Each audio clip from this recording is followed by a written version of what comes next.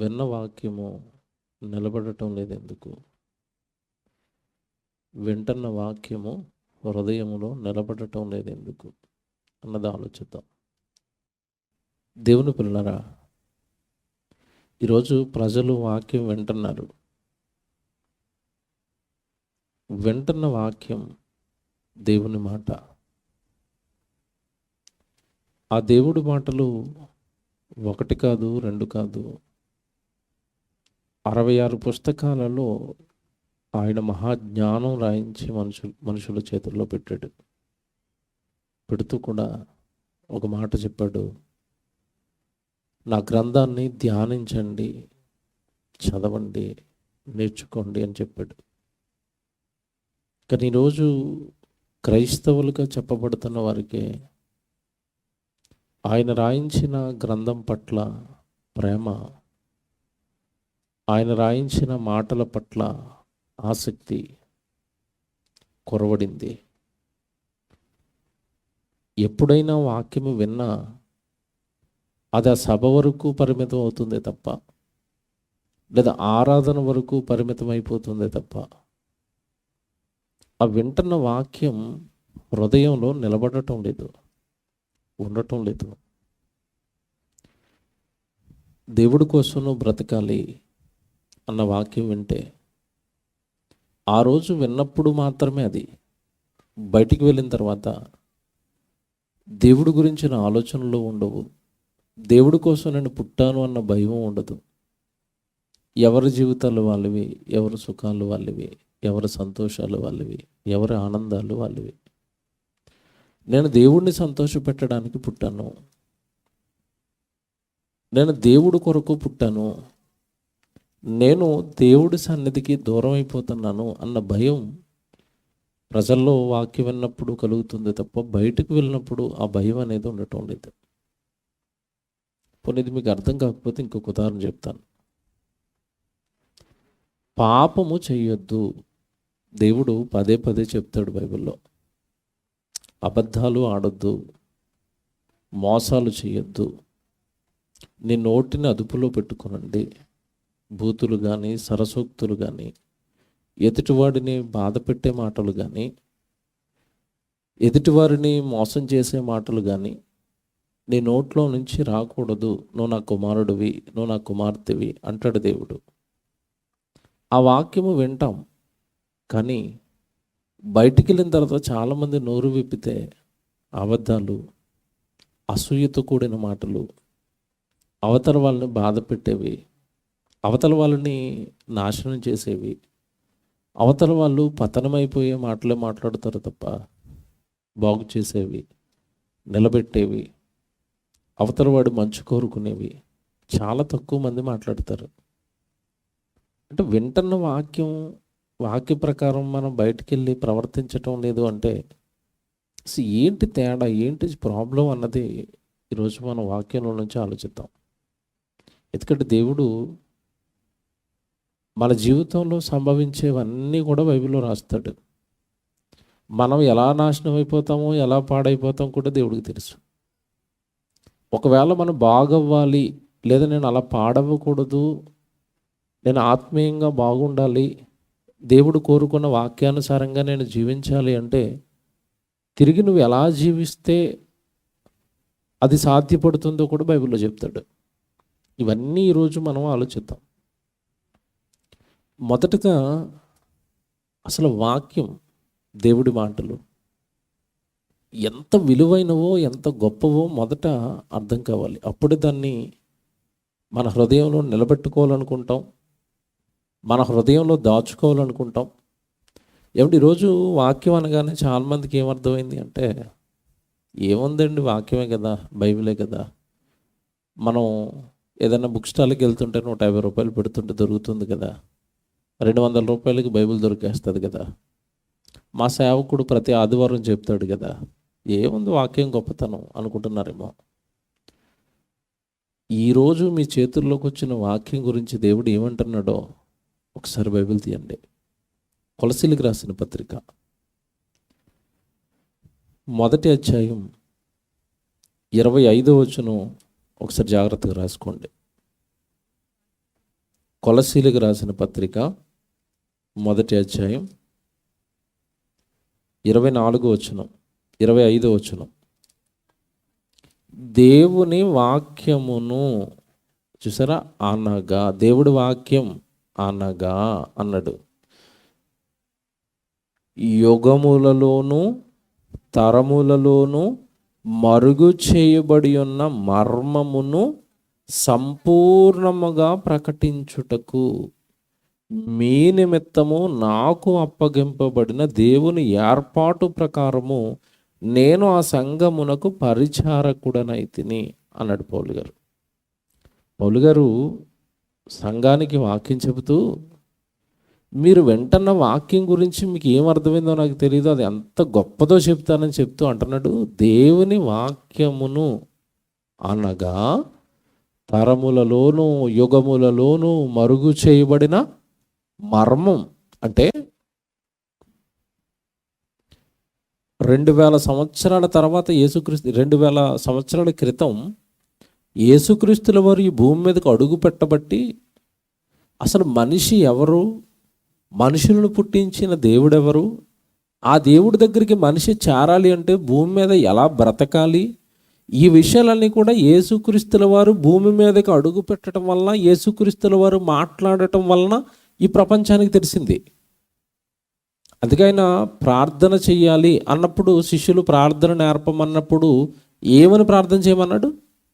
పరలోకమందున్న మా తండ్రి, అంటే దేవుడిని ఏమని పిలవమని చెప్పాడు? తండ్రి. నేను మాట్లాడుతున్నానండి, ప్రపంచంలో ఏ మనిషి అయినా దేవుడు మీకు తండ్రి అవుతాడు అని చెప్పారా? అది చెప్పిన ఒకే ఒక్కడండి యేసుప్రభు. ఆ యేసుప్రభు ఈ లోకానికి రాబట్టి, ఆ యేసుప్రభు సృష్టికర్త తండ్రైన దేవుడి గురించి లోకానికి చెప్పబట్టి, జాగ్రత్తగా వినండి, సృష్టికర్త అంటూ ఒక ఆయన మనకున్నాడు, ఆయన మన తండ్రి, ఆయన మన కొరకు ఈ విశ్వాన్ని కట్టాడు, ఆయన పిల్లలం మనమంతా. మీకు ముందు ఆయన గర్భాన పుట్టిన మొట్టమొదటి జ్యేష్ఠ కుమారుని నేను పరలోకంలో పుట్టినవాడను, పరలోకము నుండి తండ్రైన దేవుడు మీ వద్దకు నన్ను పంపించాడు. ఇదిగో మీరంతా కూడా పరలోకపు వాసులు, పరలోకానికి తిరిగి వెళ్ళవలసిన వారు. మీరు ఈ లోకానికి వచ్చి ఏం తిందాం, ఏం త్రాగుదాం, ఏం ధరించుకుందాం, ఏ మేడలు కట్టుకుందాం, ఏ మిద్దెలు కట్టుకుందాం, పొలాలు సంపాదించుకుందాం, బంగారం సంపాదించుకుందాం, ఆస్తులు సంపాదించుకుందాం, ఈ లోక సంబంధమైన మాయలో మీరు పడిపోయారు. అసలు నిజానికి మీది లోకం కాదు, మీ కన్నతండ్రి పరలోకంలో ఉన్నాడు, మీ కొరకు ఎదురు చూస్తున్నాడు. ఆయన పరిశుద్ధుడు, ఆయన గర్భాన పుట్టిన మీరు పాపులుగా మారిపోయారు కనుక మిమ్మల్ని పరిశుద్ధులుగా మార్చడానికే నేను ఈ లోకానికి వచ్చాను అని యేసుక్రీస్తుల వారండి ఈ లోకానికి ఈ మర్మం చెప్పేంత వరకు కూడా ప్రపంచానికి దేవుడు తండ్రి అవుతాడు అని, భూమి మీద ఉన్న మనుషులంతా ఆయన పిల్లలు అని, 60-70 ఏళ్ల తర్వాత ఆయన ముందు నిలబడాలి అని, ఆయన దగ్గరకు వెళ్ళాలి అని ప్రభు చెప్పినంత వరకు ఈ లోకానికి తెలీదు. అందుకే వాక్యం గురించి మాట్లాడితే ఆయన ఏమన్నాడు తెలుసా? అక్కడ దేవుని వాక్యమును అనగా తరములలోను యుగములలోను మరుగు చేయబడిన మర్మం. వాక్యం అంటే ఏంటట? మర్మం. ఒకప్పుడు మర్మం, ఇప్పుడు మర్మాలు అనకండి, మళ్ళీ సబ్జెక్ట్ మారిపోద్ది. ఇప్పుడు మర్మాలు ఏమీ లేవు, అన్నీ ఓపెన్ చేసేసాడు యేసుప్రభు. యేసుప్రభు ఓపెన్ చేయగా మిగిలిపోయినవన్నీ కూడా పరిశుద్ధాత్మ దేవుడు అపోస్తుల ద్వారా ఓపెన్ చేసేసాడు. ఇప్పుడు సీక్రెట్స్ ఏమీ లేవు, ప్రజెంట్ మర్మాలు ఏమీ లేవు. కానీ యేసుక్రీస్తుల వారు ఈ లోకానికి అడుగు పెట్టక మునుపు మనిషి జీవితానికి సంబంధించినవన్నీ కూడా సీక్రెట్గా ఉండిపోయాయి. మేము ఎందుకు పుట్టాం తెలీదు, ఎందుకు 60-70 ఏళ్ళు బ్రతుకుతున్నారు తెలీదు, చచ్చిపోయిన తర్వాత ఎక్కడికి వెళ్ళిపోతారు తెలీదు, ఒకవేళ దేవుడు ఉంటే ఆ దేవుడిని మేము చేరాలి అంటే ఎలా బ్రతకాలి తెలీదు. ఎందుకంటే ఆ రోజు ధర్మశాస్త్రం అనేది ఒక్క ఇశ్రాయేలు దగ్గర ఉంది తప్ప ప్రపంచం మొత్తానికి అసలు దేవుడి మాట లేదు, దేవుడి వాక్యము లేదు, దేవుడిని తండ్రిని పిలుచుకునే భాగ్యము లేదు. ఆ భాగ్యాలన్నీ కూడా యేసుక్రీస్తుల వారు కలిగించాడు ఈ ప్రపంచ మానవాళికి. నేను ఈ సందర్భాన్ని ముందే ఎందుకు చెప్తున్నానంటే, మీకు దేవుని వాక్యము ఒకప్పుడు మరుగు చేయబడి ఇప్పుడు నిజంగా ఆ మర్మం అంతా ఓపెన్ అయిపోయి 66 పుస్తకాలుగా మనుషుల మధ్యలోనికి దేవుడు తీసుకురావడానికి దేవుడు పడిన కష్టాలు అన్నీ ఇన్ని కాదండి. ఈ వాక్యము ప్రజల చేతుల్లోనికి తీసుకురావడానికి దేవుడు పడిన కష్టాలు, ఆ వాక్యము తీసుకువెళ్ళాలి అన్న దేవుడి ప్రణాళికను నెరవేర్చడానికి భూమి మీద బలైపోయిన వారు చాలామంది ఉన్నారు. మీరు ఎప్పుడు కూడా బైబిల్ చదువుతున్నప్పుడు ఒకటే గుర్తుపెట్టుకోవాలి, ఏ ప్రవక్త పుస్తకం చదువుతున్నా ఆ ప్రవక్త తన ప్రాణాన్ని, తన జీవితాన్ని పణంగా పెట్టబట్టి ఆ ప్రవక్త ద్వారా దేవుడు మాట్లాడించిన మాటలు నీ చేతుల్లోకి వచ్చాయి. పత్వాసు దీపంలో యోహాను గారు చెరలోనికి వెళ్ళిపోయాడు. మీకు తెలియదు కదా, అది ఒక రకంగా చెప్పాలంటే అండమాన్ జైలు అంటారు కదా, మనకి ఇప్పుడు అర్థమయ్యే భాషలో చెప్పాలంటే అండమాన్ జైల్లో వేసేస్తారు కదా. అలా పత్వాసు ద్వీపంలో యోహాను గారిని ఎవడు అక్కడ బంధించేస్తే ఆ చివరి క్షణాల్లో చనిపోయే ముందు ఆయన ప్రకటన గ్రంథం రాశాడు. అంటే ఈరోజు నువ్వు ప్రకటన గ్రంథం చదువుతున్నప్పుడు నీకు అర్థం కావాల్సింది ఏంటంటే, ఆ మహానుభావుడు అక్కడ అంత కష్టంలో ఉండి కూడా, ఒంటరిగా జైల్లో పడేస్తే కూడా, ఒక్కడైనా కూడా హింసించి చంపాలనుకుంటే కూడా ఆ టైంలో కూడా వాక్యం రాశాడా నా కోసం పత్వాసు దీపంలో యోహాను గారు అని ప్రకటన గ్రంథం చదువుతున్నప్పుడు నీకు అర్థం అవ్వాలి. అంటే దేవుడు నీకు చెప్పాలనుకున్న విషయాలు నీ దగ్గరకు తీసుకురావడానికి, మరుగు చేయబడిన ఈ రహస్యాలన్నీ నీ దగ్గరకు తీసుకుని రావడానికి చాలామంది జీవితాలు బలైపోయాయి భూమి మీద. నేను చాలాసార్లు చెప్తానండి, బైబిల్ గురించి చెప్పేటప్పుడు మాట్లాడతాను నేను. మీరు బైబిల్ చదువుతున్నప్పుడు, బైబిల్లో ఉన్న వాక్యాలు చదువుతున్నప్పుడు ఈ నల్లటి అక్షరాల వెనక ఎర్రటి రక్తపు మరకలు ఉన్నాయి. వాళ్ళ రక్తము చిందించబట్టి ఈ వాక్యం నీ దగ్గరకు వచ్చింది. వాళ్ళ ప్రాణాలు పెట్టబట్టి ఈ వాక్యం నీ దగ్గరకు వచ్చింది. ఏమంటే ఎంతో కష్టపడ్డారండి వాళ్ళ జీవితకాలం అంతా, కుటుంబాలను విడిచిపెట్టుకుని, పిల్లల్ని విడిచిపెట్టుకుని, వాళ్ళ జీవితాలను బలి చేసుకుని వాళ్ళు ఎంతో కష్టపడితే వాక్యం వస్తే, ఏమంటే ఈరోజు ప్రజలకి వాక్యం అంటే ఆసక్తి సన్నగిల్లిపోతుంది. ఒకప్పుడు సభలు అనేసరికి ట్రాక్టర్లు కట్టించుకుని, ఆటోలు కట్టించుకుని, వ్యాన్లు కట్టించుకుని, అమ్మో దేవుడు సభలు అంటాన్ని పరుగు వెళ్ళిన ప్రజలు ఈరోజు స్వగ్రామంలో సభలు పెడుతున్నా రావటం లేదు ఇంట్లోంచి. ఎందుకు రావట్లేదు చెప్పండి? ఎందుకు రావట్లేదు చెప్పండి? అప్పటికి ఇప్పటికి తేడా ఏంటి చెప్పండి? డైరెక్ట్గా చెప్పను ఒకటి, అప్పుడు ఇంట్లో టీవీ లేదు, ఇప్పుడు ఇంట్లో టీవీ ఉంది. ఇదే అసలు కారణం కాదా? మెయిన్ కారణం ఇదే. ఒకప్పుడు టీవీ లేదు, ఎక్కడైనా సభలు పెడుతున్నారనేసరికి వంట చేసుకుని త్వరగా రెడీ అయిపోతే పనేమి లేదు. ఇంట్లో దెయ్యం లేదు కదా అప్పుడు. ఇప్పుడు ఇంట్లో దెయ్యం కూర్చుంది, బయటికి వెళ్ళనివ్వటం లేదు. 7 గంటలకో 6:30కో మొదలెడుతుంది. కార్తీక దీపం అంటది, మొగల్ రేపులు అంటది, జబర్దస్తులు అంటది, ఇంకా పటాసులు అంటది, అగ్నిగుండాలు అంటది, మేఘాలయాలు అంటది, ఇంకెక్కడ తీరిక, ఇంకెక్కడ ఖాళీ, సభల ప్రార్థన ఏ వెళతావులే, మిస్ అయిపోతావు కదా ఈరోజు ఎపిసోడ్ అంటది. ఈరోజు పరిస్థితి ఎలా మారిపోయిందంటేనండి, గురువారం రోజు, శుక్రవారం రోజు సభలు పెడితే ప్రజలు రావటం లేదట, క్రైస్తవులే. ఓ పాస్టర్ గారు బాధపడితే చెప్తున్నాడు నా చెవిలో, గురువారం రోజు ఎందుకు రావటం లేదు అంటే, గురువారం శుక్రవారం జబర్దస్త్ వస్తుందట. నాకు తెలియదు మరి అవి కరెక్టేనా రోజులు.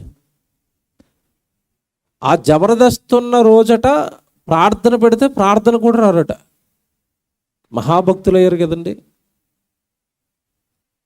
నిజంగా ఇలాంటి జీవితాలు, ఇలాంటి ఆలోచన కలిగిన వాళ్ళల్లో కష్టపడి సేవకుడు వాక్యం ఎక్కించినా అది ఉంటుందంటారా? లోపల నిలబడుతుందంటారా? మేము చాలామందిని అనుభవపూర్వకంగా చూస్తున్నామండి. వింటారు, వాక్యం బాగుంది అంటారు. ఆ వాక్యాన్ని నెరవేర్చవలసిన టైం వచ్చేసరికి ఈ లోక సంబంధమైన దాంట్లోనూ చిక్కుకుపోయి వాక్యానికి అన్యాయం చేస్తారు. ఆ టైంని వాళ్ళ హృదయంలో వాక్యం ఉండదు. ఎందుకు ఇలా అయిపోయింది సమాజం? ఎందుకు ఇలా మారిపోయింది సమాజం? వాక్యం ఎందుకు నిలబడటం లేదు ప్రజల హృదయాలలో అంటే దేవుడు మాట రాశాడండి. దేవుడు ప్రజల పరిస్థితిని గమనించి బైబిల్లో మాట రాశాడు. యోబు గ్రంథం 21వ అధ్యాయానికి రండి. యోబు గ్రంథం 21వ అధ్యాయం. మీరు ఇది చాలాసార్లు చదువుంటారు, చాలా జాగ్రత్తగా చదవాలి. 7వ వచనం, యోబు గ్రంథం 21వ అధ్యాయం 7వ వచనం. భక్తిహీనులు ఎలా బ్రతుకుదురు? ఏమన్నా ఒక మాట నా వైపు చూడండి. అంటే ఇప్పుడు దేవుడు ఎవరి గురించి మాట్లాడుతున్నాడు ఇక్కడ? భక్తిహీనుల గురించి కదా. భక్తిహీనులు అంటే ఎవరో అని అడుగుతున్నాను నేను. మొదట ఒక అవగాహన వచ్చేయాలి మనకి. సబ్జెక్ట్ ఎక్కాలంటే మొదట అవగాహన వచ్చేయాలి మనకి. భక్తిహీనులు అంటే ఎవరు? దేవుణ్ణి నమ్మునోడా నమ్మనోడా? అది మీరు డైరెక్ట్గా అడుగుతారు. బాప్తీసం తీసుకున్నోడా?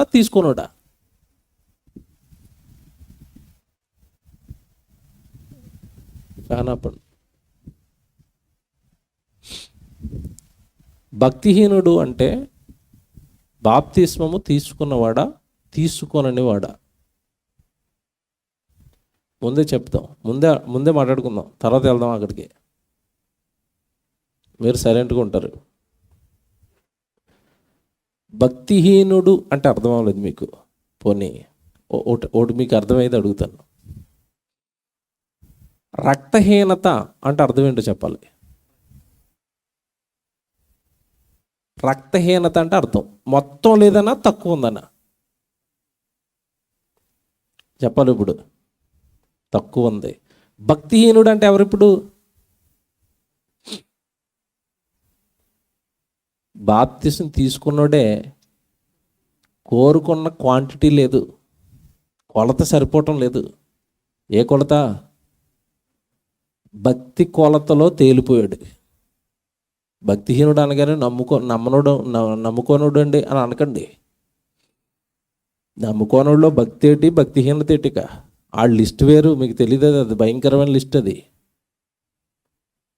భక్తిహీనుడు అనగానే దేవుడిని ఎరిగాడు, తెలుసు దేవుడు ఉన్నాడని, దేవుడి దగ్గరికి వెళ్ళాలని తెలుసు, దేవుడికి ఇవ్వాలని తెలుసు, దేవుడి కోసం బ్రతకాలని తెలుసు. కానీ వీడు లోక సంబంధమైనవో, శరీర సంబంధమైనవో, బంధాలలోనో, బంధుత్వాలలోనో, డబ్బులోనో, ఆశలలోనో ఎక్కడో ఒకటి ఇరుక్కుని దేవుడికి అన్యాయం చేస్తూ ఉంటాడు.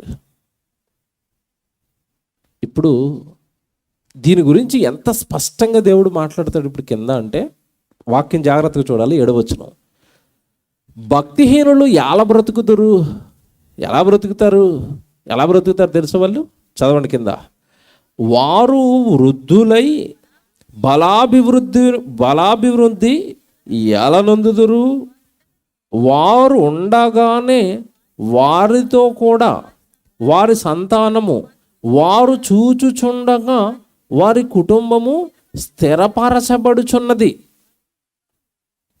వారి కుటుంబములు భయమేమీ లేక క్షేమముగా ఉన్నవి. ఆగాలి ఇక్కడి వరకు. ఇప్పుడు ఈ క్షేమం అంతా ఎవరికి కలుగుతుందట? బాగా వినాలి. ఈ క్షేమం ఎవరికి కలుగుతుంది? భక్తిహీనులకి. అప్పుడు నువ్వు వాళ్ళని చూస్తున్నప్పుడు నువ్వేమనుకుంటావు? భలేగా ఉన్నారండి వాళ్ళు, సరిగా గుడికి రాకపోయినా, అంతే కదా. ప్రార్థన చేసుకోకపోయినా బాగున్నారు, బాప్తిసం తీసుకోకపోయినా బాగున్నారు, దేవుడు పని చేయకపోయినా బాగున్నారు, క్షేమంగా ఉన్నారు. నీ మనసు ఏమనిపిస్తుంది? అప్పుడు నీ మనసు ఏమనిపిస్తుంది? ఎంత భక్తి చేస్తున్నావు, మాకు కలిగిందేంటి? అంతే కదా. ప్రతి ఆదివారం గుడికి వెళ్ళిపోతున్నాం, మేమేమో కష్టాలు, మా ఇంట్లో బాగోదు, మా కుటుంబం బాగోదు, వాళ్ళు మాత్రం క్షేమంగా ఉన్నారు. ఇంతకీ ఈ వచనాన్ని బట్టి ఎవరు క్షేమంగా ఉన్నారట? భక్తిహీనులు ఎలా ఉన్నారు? క్షేమంగా ఉంటారా? క్షేమంగా ఉంటారు, కానీ స్థిరంగా క్షేమంగా ఉండరు. ఆ క్షేమం కొద్ది కాలం, ఆ బాగు కొద్ది కాలం. లోకంలో ఒక సామెత ఉంటుంది, మీకు తెలుసో లేదో, పాపి చిరాయువు. విన్నారా? ఏంటి సామెత? పాపి చిరాయువు అంటే అర్థం ఏంటి?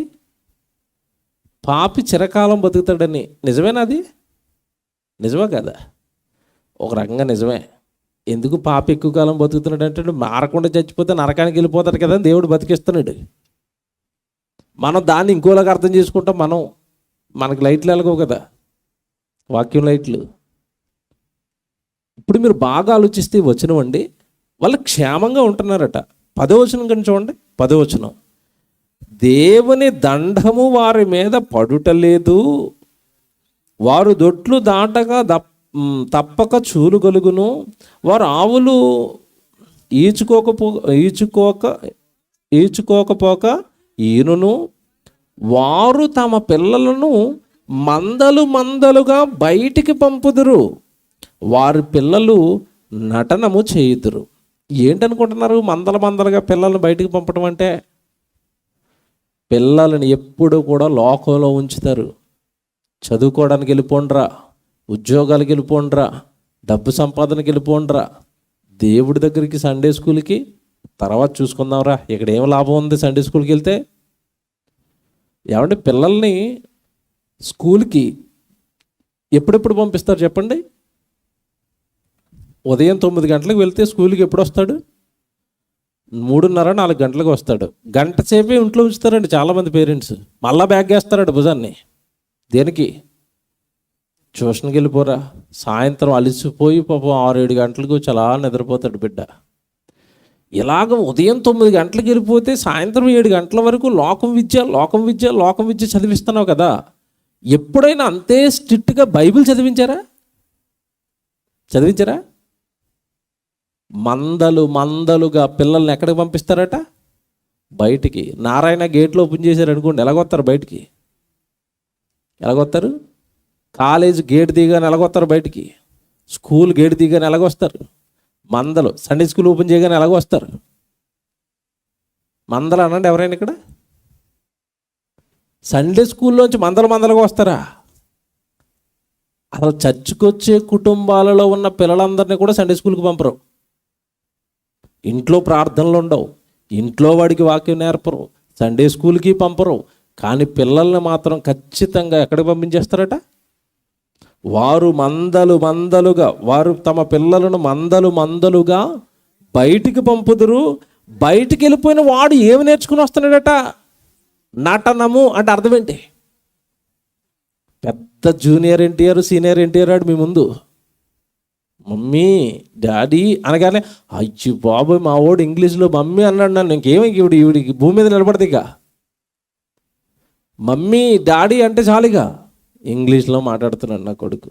అక్కడికి వెళ్ళాడు, ఎన్ని పాడు పనులు నేర్చుకున్నా, స్కూల్లోకి వెళ్ళిపోయి పాపం నేర్చుకున్నా, చెడు సహవాసాలు నేర్చుకున్నా, అబద్ధాలు నేర్చుకున్నా, దొంగతనాలు నేర్చుకున్నా, తల్లిదండ్రులను ఎలా మోసం చేయాలో నేర్చుకున్నా, ఇవన్నీ నేర్చుకుని వస్తున్నాడు ఇంటికి. వాడు లోకానికి వెళ్ళి బయటకు వస్తున్న వాడు దేంతో వస్తున్నాడు ఇంటికి? నటనము. ఆ పదం పట్టుకోవాలి మీరు. నటనము అంటే వాడు యాక్టింగ్ చేస్తాడు నీ ముందు. నువ్వు ఏదో కుమారుడు గొప్పోడు, కొడుకు కూతురు గొప్పదే అని నువ్వు అనుకుంటున్నావు. వీడు ఎంతటి గొప్పవాడయ్యాడో నీకు అర్థం కావాలంటే కరెక్ట్గా వాడికి మ్యారేజ్ అయ్యే టైం రావాలా. నీ కూతురికి కరెక్ట్గా మ్యారేజ్ టీనేజ్లోకి రావాలా. అప్పుడు బయట పెట్టుద్ది అసలు స్వరూపం. బయటికి వెళ్ళి ఏమి నేర్చుకుందో నీకు తెలియకుండా నీ కళ్ళు కప్పి ఎవరినో అక్కడ లవ్ చేస్తుంది. ఇంట్లో ఉన్న డబ్బులు, ఇంట్లో ఉన్న బంగారం మూటలు కడతా ఉంటుంది. ఎవరికి? అయ్యగారికి. డేట్ ఫిక్స్ అవుతుంది, అంతే. రాత్రికి రాత్రి ఇంట్లోంచి జంప్. ఇంక నువ్వు పోలీస్ స్టేషన్లు, తర్వాత బస్ స్టాండ్లు, రైల్వే స్టేషన్లు ఎత్తుక్కోవటమేగా, కనపడదు ఇంక ఇంట్లో. మరి నీ చుట్టూ తిరిగినంతసేపు మమ్మీ మమ్మీ మమ్మీ మమ్మీ అనుకుంటుంది. అంతే. ఏంటనుకుంటున్నా? నీ మీద ప్రేమ, నటనమా? లోకం యాక్టింగ్ నేర్పిస్తుంది. మళ్ళీ చెప్తున్నాను, లోకం నటించటం నేర్పిస్తుంది, దేవుడు జీవించటం నేర్పిస్తాడు. మళ్ళీ చెప్తున్నాను, జాగ్రత్తగా వినండి. లోకం నటన నేర్పిస్తుంది, దేవుడు యథార్థంగా జీవించటం నేర్పిస్తాడు. లోకం పైన పెట్టిన దృష్టి మనం దేని మీద పెట్టలేదు? దేవుడి మీద, వాక్యం మీద పెట్టలేదు. మన జీవితాలు అందుకే అలా ఉండిపోయాయి, మన పిల్లల జీవితాలు కూడా అందుకే అలా ఉండిపోయాయి. ఇప్పుడు ఇదంతా ఎందుకు చెప్తున్నాడు దేవుడు తెలుసండి? సంబంధం లేకుండా దేవుడు ఎందుకు మాట్లాడు? అసలు వీళ్ళు గ్యాప్ లేకుండా ఉన్నారట లోకంలో. పంటలు వేసుకోవాలి, తర్వాత మా మందలను బాగా డెవలప్ చేసుకోవాలి, మా పిల్లల్ని లోకంలోకి పంపించుకోవాలి, వాళ్ళతో యాక్టింగ్లు నేర్పించుకోవాలి, విద్య నేర్పించుకోవాలి, డబ్బు సంపాదన నేర్పించుకోవాలి అని అసలు లోకంలో ఫుల్ బిజీగా ఉన్నారట వీళ్ళు. లోకంలో చాలా బాగున్నారట. కుటుంబాలు క్షేమంగా ఉన్నాయట. ఎవరింతకి ఇలా ఉన్నది చెప్పండి? ఇలా ఉంటున్న వాళ్ళందరినీ ఎవరంటున్నాడు? భక్తిహీనులు. ఏమంటే భక్తిహీనులు ఇలా ఉంటే మరి వాళ్ళకి వచ్చే ప్రమాదం ఏంటి చెప్తాడు చూడండి. కిందకి వెళ్ళేసరికి 11వ వచనం, వారు తమ పిల్లలను మందలుగా బయటకు పంపుదురు, వారు పిల్లలు నటనము చేయుదురు. 12వ వచనం, తంబుర స్వరమండలములు పట్టుకొని వాయించుదురు, సానిక నాదము విని సంతోషించుదురు. ఇవేంటనుకుంటున్నారు? పార్టీలండి. మా హైదరాబాద్లో వీటికి పేరు ఉంటుంది, క్లబ్బులు, పబ్స్. ఏంటనుకున్నారు అక్కడంతా? ఎగరటం, గెంతటం, మ్యూజిక్, పెద్ద పెద్ద సౌండ్ బాక్సులు, ఎగరటమే, గెంతటమే. స్త్రీ లేదు, పురుషుడు లేదు. అసలు మీరు వాళ్ళు అసలు ఒంటి మీద బట్టలు ఉన్నాయో తెలీదు, వాటి బట్టలు వేసుకున్నారో లేదో కూడా తెలీదు. అలా ఉంటారు వాళ్ళు. సానిక, సితార నాదము విని ఏం చేస్తున్నారట? సంతోషించదురు. మ్యూజికల్ నైట్స్ ఒకప్పుడు గ్రామాల్లో జరిగి, ఇప్పుడు బంద్ అయిపోయినాయి. రికార్డింగ్ డ్యాన్సులు అని పెట్టించేవారు ఒకప్పుడు, తెలుసలేదు మీకు? అంటే మ్యూజికల్ నైట్లు, రికార్డింగ్ డ్యాన్సులు అంటే అంతే. ఏంటంటే పార్టీ అండి. ఎగరాలి, తినాలి, సంతోషించాలి, ఆనందంగా ఉండాలి. దేవుడు పుట్టించిన దేవుడికి ఇది విరుద్ధమేమో. అవన్నీ మాకు అవసరం లేదు. మేము ఆనందంగా ఉన్నామా లేదా? మా పిల్లలకి లోకం నేర్పిస్తున్నామా లేదా? ఇలా ఉండిపోయారట భక్తిహీనులు. ఏమంటే నిజంగా వీళ్ళ గురించి మాట్లాడుతున్నండి. 13వ వచనంలో, వారు శ్రేయస్సు కలిగి తమ దినములు గడుపుదురు, ఒక్క క్షణములోనే. ఇదండి ప్రాబ్లం. భూమి మీద ఉన్నంతసేపు క్షేమంగా ఉన్నారట, శ్రేయస్సు కలిగి తమ దినాలు గడిపారట. తిన్నారట, త్రాగారట, మ్యూజికల్ నైట్లట, పిల్లలకి ఉద్యోగాలట, పిల్లలకి లోకమట, వాళ్ళకి సిరట, సంపదట, భూమి మీద క్షేమంగా ఉన్నారట. మందలట, డబ్బు. మందలు అనగానే అక్కడ మీరు ఏమనుకుంటున్నారు? అక్కడ మందల గురించి ఎందుకు ప్రస్తావించాడు దేవుడు అంటే, ఒకప్పుడు ఇశ్రాయేలుకి ఆస్తి ఏంటి చెప్పండి? గొర్రెల మందలు, మేకల మందలు, ఏమండి ఒంటెలు, ఎద్దులు, పశువులే వాళ్ళ ఆస్తి. వీళ్ళు ఆస్తిని అంటే ఈ సంపదను డెవలప్ చేసుకోవాలి, పిల్లలకి లోకాన్ని నేర్పాలి. డబ్బు, డబ్బు, ఉద్యోగం, డబ్బు. మరి జీవితాన్ని ఇచ్చింది దేవుడు, మాకు పట్టదది. నీకు అసలు ఈ భూమి మీద నువ్వు నీతో పాటు 3 కోట్ల శుక్రకణాలు వస్తే వాళ్ళు ఎవరిని కాదనుకొని తండ్రి గర్భంలో ఆ పరుగు పందాలో నిన్ను గెలిపించింది దేవుడు. నీకు రూపం ఇచ్చింది దేవుడు. భూమి మీదకి తల్లి గర్భంలోంచి తీసుకొచ్చింది దేవుడు. నిన్ను కన్నది దేవుడు. నీ మీద ఆశలు పెట్టుకున్నది దేవుడు. నువ్వు రావాలి అని ఎదురు చూసింది దేవుడు. ఇవన్నీ మాకొద్దు, లోకం కావాలి మాకు. ఇలా శ్రేయస్సు కలిగి డబ్బని, ఉద్యోగమని, మనుషులని, సిరాన్ని, సంపదని, ఏమండి సంతోషాలని చెప్పి చచ్చిపోతారట. వారు శ్రేయస్సు కలిగి. ఎవడొక మాట్లాడుతాను ఇక్కడ. అసలు యాజ్ పర్ బైబిల్ అండి, భక్తుడు సుఖంగా ఉంటాడా, భక్తిహీనుడు సుఖంగా ఉంటాడా? వాక్యాన్ని బట్టి అడుగుతున్నాను నేను.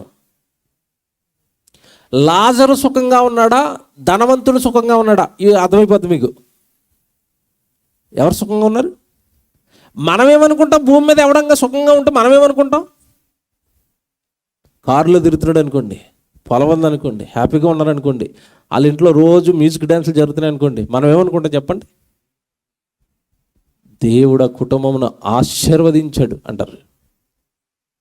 ఆశీర్వదించాడా? పాతాళానికి సిద్ధం చేస్తున్నాడా? భూమి మీద క్షేమంగానే ఉన్నారట. వారు శ్రేయస్సు కలిగి తమ దినములు గడుపుతారు, ఒక్క క్షణంలో. ఎక్కడికి వెళ్ళారట? పాతాళం. పాతాళం అంటే ఏంటి? పాతాళం అంటే ఏంటి? పాతాళ లోకం ఎలాగుంటుంది? నేను చాలా రోజులు ఆలోచించానండి. వీళ్ళ భూమి మీద డ్యాన్స్ చేశారు కదా దేవుడిని విడిచిపెట్టి. మరి పాతాళానికి వెళ్ళిపోయిన తర్వాత కూడా ఏమయ్యాలి? డ్యాన్స్ చేయాలి. డ్యాన్స్ చేయాలంటే చుట్టూ ఏముండాలి? ఇక్కడ మ్యూజిక్ పెట్టుకున్నారు కనుక అక్కడ దేవుడు పెట్టిన మ్యూజిక్ వేరు. అగ్గి మీద నిలబడితే ఎలాగుంటుంది డ్యాన్స్? మిమ్మల్ని నిండు టెండర్లో మే నెలలో తార్ రోడ్డు మీద వదిలేస్తే ఎలాగుంటుంది మీకు? బ్రేక్ డ్యాన్సే కదండి. భూమి మీద దేవుడిని విడిచిపెట్టి డ్యాన్సులు వేయించినందుకు అక్కడ అగ్గితో బ్రేక్ డ్యాన్సులు వేస్తున్నాడు దేవుడు. చాలామందికి ఇది అర్థం అవ్వక వీళ్ళు క్షేమంగా ఉన్నారండి, వీళ్ళు డబ్బులు సంపాదించుకుంటున్నారండి, వీళ్ళకి ఆస్తి వస్తుందండి, వీళ్ళ కుర్రాడికి బెంగళూరులో ఉద్యోగం వచ్చిందటండి, వీళ్ళ అమ్మాయి అమెరికాలోకి వెళ్ళిపోయి సెటిల్ అయిపోయిందటండి. ఎందుకు? పాతాళానికి పోవడానికా? చాలామందికి దేవుడు బైబిల్లో చెప్పినా కూడా అర్థం అవ్వలేదు. క్షేమము అనగానే, ఆశీర్వాదము అనగానే లోకము కాదు. మళ్ళీ చెప్తున్నాను, లోకము కాదు. బైబిల్ ప్రకారం, బైబిల్లో భక్తిగా బ్రతికిన ప్రతి భక్తుడికి కష్టాలే వచ్చాయి, శ్రమలే వచ్చాయి. మీరు అందుకే తిమోతి పత్రిక చదువుతున్నప్పుడు 3:12 ఒక మాట అంటాడు, క్రీస్తు యేసునందు సద్భక్తితో బ్రతకనుద్దేశించు వారు అందరూ హింస పొందుదురు అని ఉంటుంది. ఎగ్జాక్ట్గా నేను చెప్పినట్టే ఉంటుంది, అక్కడ చదువుకోండి కావాలంటే. తిమోతికి రాసిన 2వ పత్రిక 3వ అధ్యాయం 12వ వచనం చూడండి. తిమోతికి రాసిన 2వ పత్రిక 3వ అధ్యాయం 12వ వచనం. క్రీస్తు యేసునందు సద్భక్తి. ఏమంటే అందరి భక్తి పరులకు రాదట ఇది. భక్తి పరుల్లో వీళ్ళు వేరయ్యా, సద్భక్తి పరులు వేరు. సద్భక్తి అంటే వాక్య సంబంధమైన భక్తి, నీ గుడ్డు భక్తి కాదు, నువ్వు అనుకున్న భక్తి కాదు. మనం అనుకునే భక్తి వేరండి, దేవుడు చెప్పిన భక్తి వేరండి. మనం అనుకుంటున్న విశ్వాసం వేరు, దేవుడు చెప్పిన విశ్వాసం వేరు. మనం దేవుడు నమ్ముతున్నది వేరే, దేవుడు నమ్మమన్నది వేరే. ఇవన్నీ అసలు బైబిల్లోకి వెళ్తేనండి అసలు మన భక్తి జీవితం అంతా తేలిపోయింది. క్రీస్తు యేసునందు సద్భక్తి అనగా వాక్యంలో దేవుడు ఏదైతే చెప్తున్నాడో, సద్భక్తి అనగానే సత్యము అనగానే వాక్యము, వాక్య సంబంధమైన భక్తి కనుక నీలో ఉంటే అలా బ్రతుకుతున్న ప్రతి ఒక్కడికి ఏమొస్తుందట? అక్కడ మీరు ఒక పదం చూస్తున్నారో లేదో, సద్భక్తితో బ్రతకనుద్దేశించేవారు. బ్రతకాలి, వాక్యం ప్రకారం నేను బ్రతకాలనుకుంటే శ్రమలు. వాక్యము వింటాను, చప్పట్లు కొడతాను, విడిచిపెడతాను అన్నవాడికి ఏ శ్రమ ఉండదు, వాడు హాయిగా ఉంటాడు. మళ్ళా చెప్తాను, జాగ్రత్తగా వినాలి. వాక్యము వింటే శ్రమలు రావు. వాక్యమును బైబిల్ చదువుకుంటే శ్రమలు రావు. ప్రార్థన చేసుకున్నా శ్రమ రాదు, నువ్వు గుడికి వెళ్ళినా శ్రమ రాదు. శ్రమ వచ్చేది ఎప్పుడో తెలుసా? గుడిలో చెప్పిన వాక్యాన్ని నేను పాటిస్తాను అని పాటించు, వెంటనే ఏమొస్తాయి తెలుసా నీకు? శ్రమలు వస్తాయి. ఓ మాట చెప్తాను నేను. మనం ఆదివారం కాదండి ప్రతిరోజు దేవుడి దగ్గరికి వెళ్ళాలి. ఎందుకంటే తొలి శతాబ్దపు సంఘం వారు ప్రతిదినము తప్పక ఎక్కడ కూడుకున్నారట? దేవాలయంలో కూడుకున్నారు. వాళ్ళు ప్రతిదినం కూడుకున్నారు కదా, సమయమందును అసమయమందును వాక్యమును ప్రకటించమని బైబిల్లో ఉంది కదా, నేను పాటిస్తాను అని ప్రతిరోజు మీరు గుడికి రండి. ఇంట్లో వాళ్ళు ఊరుకుంటారా చెప్పండి? ఊరుకుంటారా? ఆదివారం గుడికి వెళ్ళిరా, నేనేమన్నాను, సోమవారం వెళ్ళామంటే కుదరదు. ఎందుకు కుదరదు అని అడుగుతున్నాను నేను. ఎవరికి కుదరదని అడుగుతున్నాను. ఎవరికి కుదరదో తెలుసా? అపవాదికి కుదరదు. అపవాది నీ దగ్గరికి డైరెక్ట్గా వస్తుందా? బాబు నా పేరు సైతాను, నువ్వు గుడికి వెళ్ళినా కుదరదు అంటదండి. నీకు ఇష్టమైన వాళ్ళనో నువ్వు ఎవరి మాట వింటావో వాళ్ళలోనికి వస్తుంది. మీ అమ్మ మాట వింటున్నావు అనుకోండి, మీ అమ్మ అంటది సోమవారం వెళ్ళినా కుదరదు, మంగళవారం వెళ్ళినా కుదరదు, ఆదివారం వెళ్ళిరాపో. మీ నాన్న మాట అంటే నువ్వు భయం అనుకోండి, మీ నాన్న. మీ ఫ్రెండ్ మాట వింటావు అనుకోండి, ఫ్రెండ్. ఆఫీస్లో మీ బాస్ మాట వింటావు అనుకోండి, బాస్. ఎవరో ఒక రూపంలో నువ్వు దేవుడు కొరకు బ్రతకనివ్వకుండా నేను ఆపేస్తుంది. అదే చెప్తున్నాడు అక్కడ, క్రీస్తు యేసునందు సద్భక్తితో. ఆ పదం తర్వాత పదం ఏంటి? బ్రతకాలి. బ్రతకాలి, వాక్య ప్రకారం బ్రతకాలి అంటే కుదరదంట దెయ్యం. వాక్యం విను, నాకేమి నో ప్రాబ్లం. బైబిల్ చదువుకుంటావా? నువ్వు ఎంతసేపు చదువుకున్నా నేనేమన్నావు? నేను మళ్ళీ చెప్తున్నానండి, ఇవన్నీ ప్రాక్టికల్గా ఆలోచించండి. మీరు గంటల తరబడి గదిలో కూర్చొని బైబిల్ చదువుకుంటే దెయ్యం మిమ్మల్ని ఏం చేయదు. మీరు ఓన్లీ గుడికి వెళ్ళి వచ్చేస్తా ఉండండి, దెయ్యం అసలు మిమ్మల్ని ఏమి చేయదు.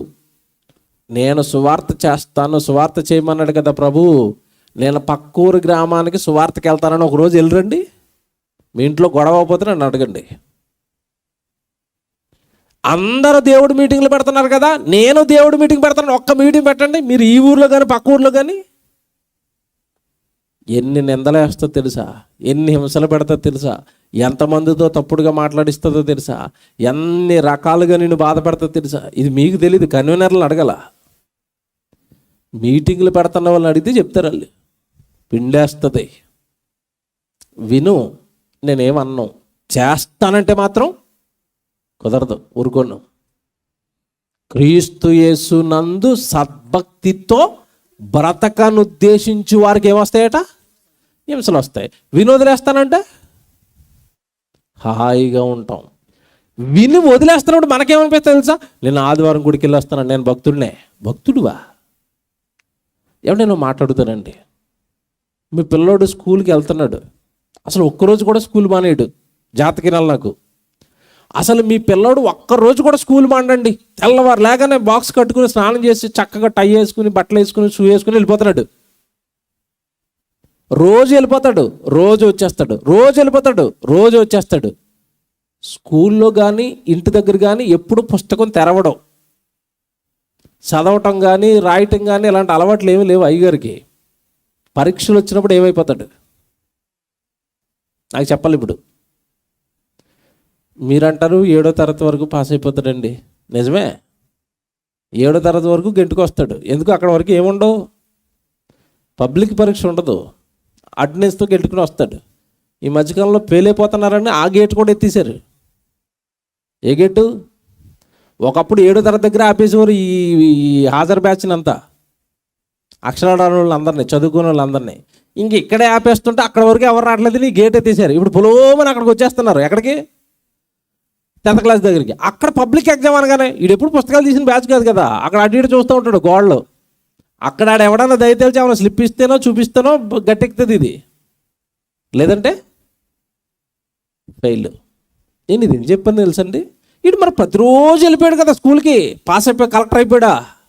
ఎందుకు కావాలో చెప్పాలి నాకు. ఇప్పుడు వెళ్ళాడు, చదివింది లేదు, నేర్చుకున్నది లేదు. నువ్వు గుడికి వెళ్తున్నావు, వింటావు, ఎప్పుడైనా దాన్ని పాటించటానికి ప్రయత్నించావా? చేయడానికి ప్రయత్నించావా? చేస్తే హింసలు వస్తాయి. ఏమంటే మరి ప్రజలు తండోపతండాలుగా వాక్యం వినడానికి వెళుతున్నారు కదంటే, ఎందుకు వెళుతున్నారో తెలుసండి. ఎందుకు వెళుతున్నారో తెలుసా? మనసుల్లో ఏముందో తెలుసా? యెహెజ్కేలు గ్రంథం తీయండి. యెహెజ్కేలు గ్రంథం 33వ అధ్యాయం 31వ వచనం చూడండి.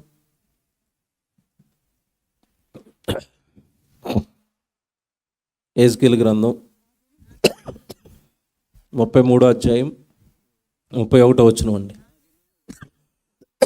నా జనులు రాదగిన విధముగా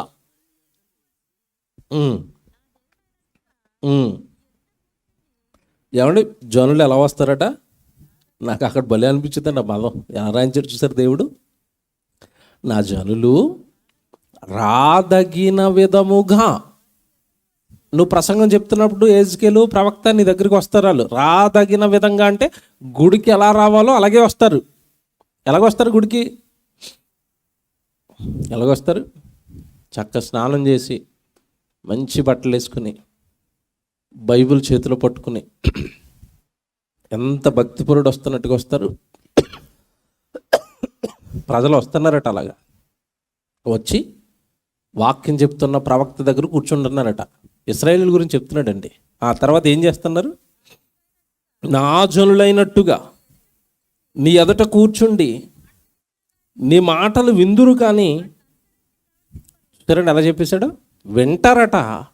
విన్న వాక్యాన్ని ఏం చేయరట? అనుసరించి ప్రవర్తింపరు. ప్రవర్తన అంటే ఇప్పుడు దేవుడు కోరుకుంటున్నది వింటమా, ప్రవర్తన కోరుకుంటున్నాడా? విన్న వాక్యము ప్రకారం మీరు ప్రవర్తించండి. గుడిలో విన్న వాక్యం ప్రకారం ఇంటికి వెళ్ళి ప్రవర్తించండి. గుడిలో విన్న వాక్యం ప్రకారం నువ్వు బయటికి వెళ్ళిన తర్వాత నువ్వు అలా బ్రతకాలి, ప్రవర్తించాలి. అంటే ఇవన్నీ మీకు ఎందుకు చూపిస్తున్నాను అంటే, ప్రారంభం నుంచి కూడా దేవుడు ఈ మనుషుల మధ్యలో వాక్యము పెట్టి ఆ వాక్య ప్రకారం మీరు వెళ్ళి బ్రతకండి, ప్రవర్తించండి అంటుంటే ప్రజలు వింటున్నారు, విని చెవులతో విడిచిపెడుతున్నారు తప్ప ప్రవర్తించటం లేదు. ఇక్కడ మీరు ఇక్కడ ఆశ్చర్యపోయే సంగతి ఏంటంటే, తర్వాత మాట చదవండి. అక్కడ ఇంతకీ మరి వచ్చారు కదా, సభలకు వచ్చారు కదా, వాక్యము విన్నారు కదా, విన్న మాటల ప్రకారం ఎందుకు ప్రవర్తించటం లేదంటే అసలు వాళ్ళు వచ్చింది ఎందుకో తెలుసా? వారి నోటితో ఎంతో ప్రేమను కనపరుచుదురు కానీ వారి హృదయము లాభమును ఆపేక్షించుచున్నది. ఇంతకీ దేవుడు మాటలు వినడానికి వచ్చింది దేనికోసమట? చూసారు అలా పట్టించాడు దేవుడు మనల్ని. గుడికి వెళ్ళి సభలో కూర్చుంటే కాళ్ళు లాగటం తగ్గిపోద్దట. గుడికి వెళ్ళి సభలో కూర్చుంటే మా పిల్లోడు పరీక్షలు పాస్ అయిపోతాడట. ఆ ప్రార్థనలో కూర్చుంటే మా ఆరోగ్యం బాగుంటుందట, ప్రార్థనకి వెళితే మాకు ఆస్తులు వస్తాయట, ప్రార్థనకి వెళితే ఉద్యోగాలు వస్తాయట, ప్రార్థనకి వెళితే ఏదో లాభం వస్తుందట. ఇంతకీ తండోపతండాలుగా వస్తున్న వాళ్ళు కూడా దేనికి వస్తున్నారట? ఇప్పుడు లోపల ఏముందట? లాభమును ఆపేక్షించుచున్నది. అది చూసారా?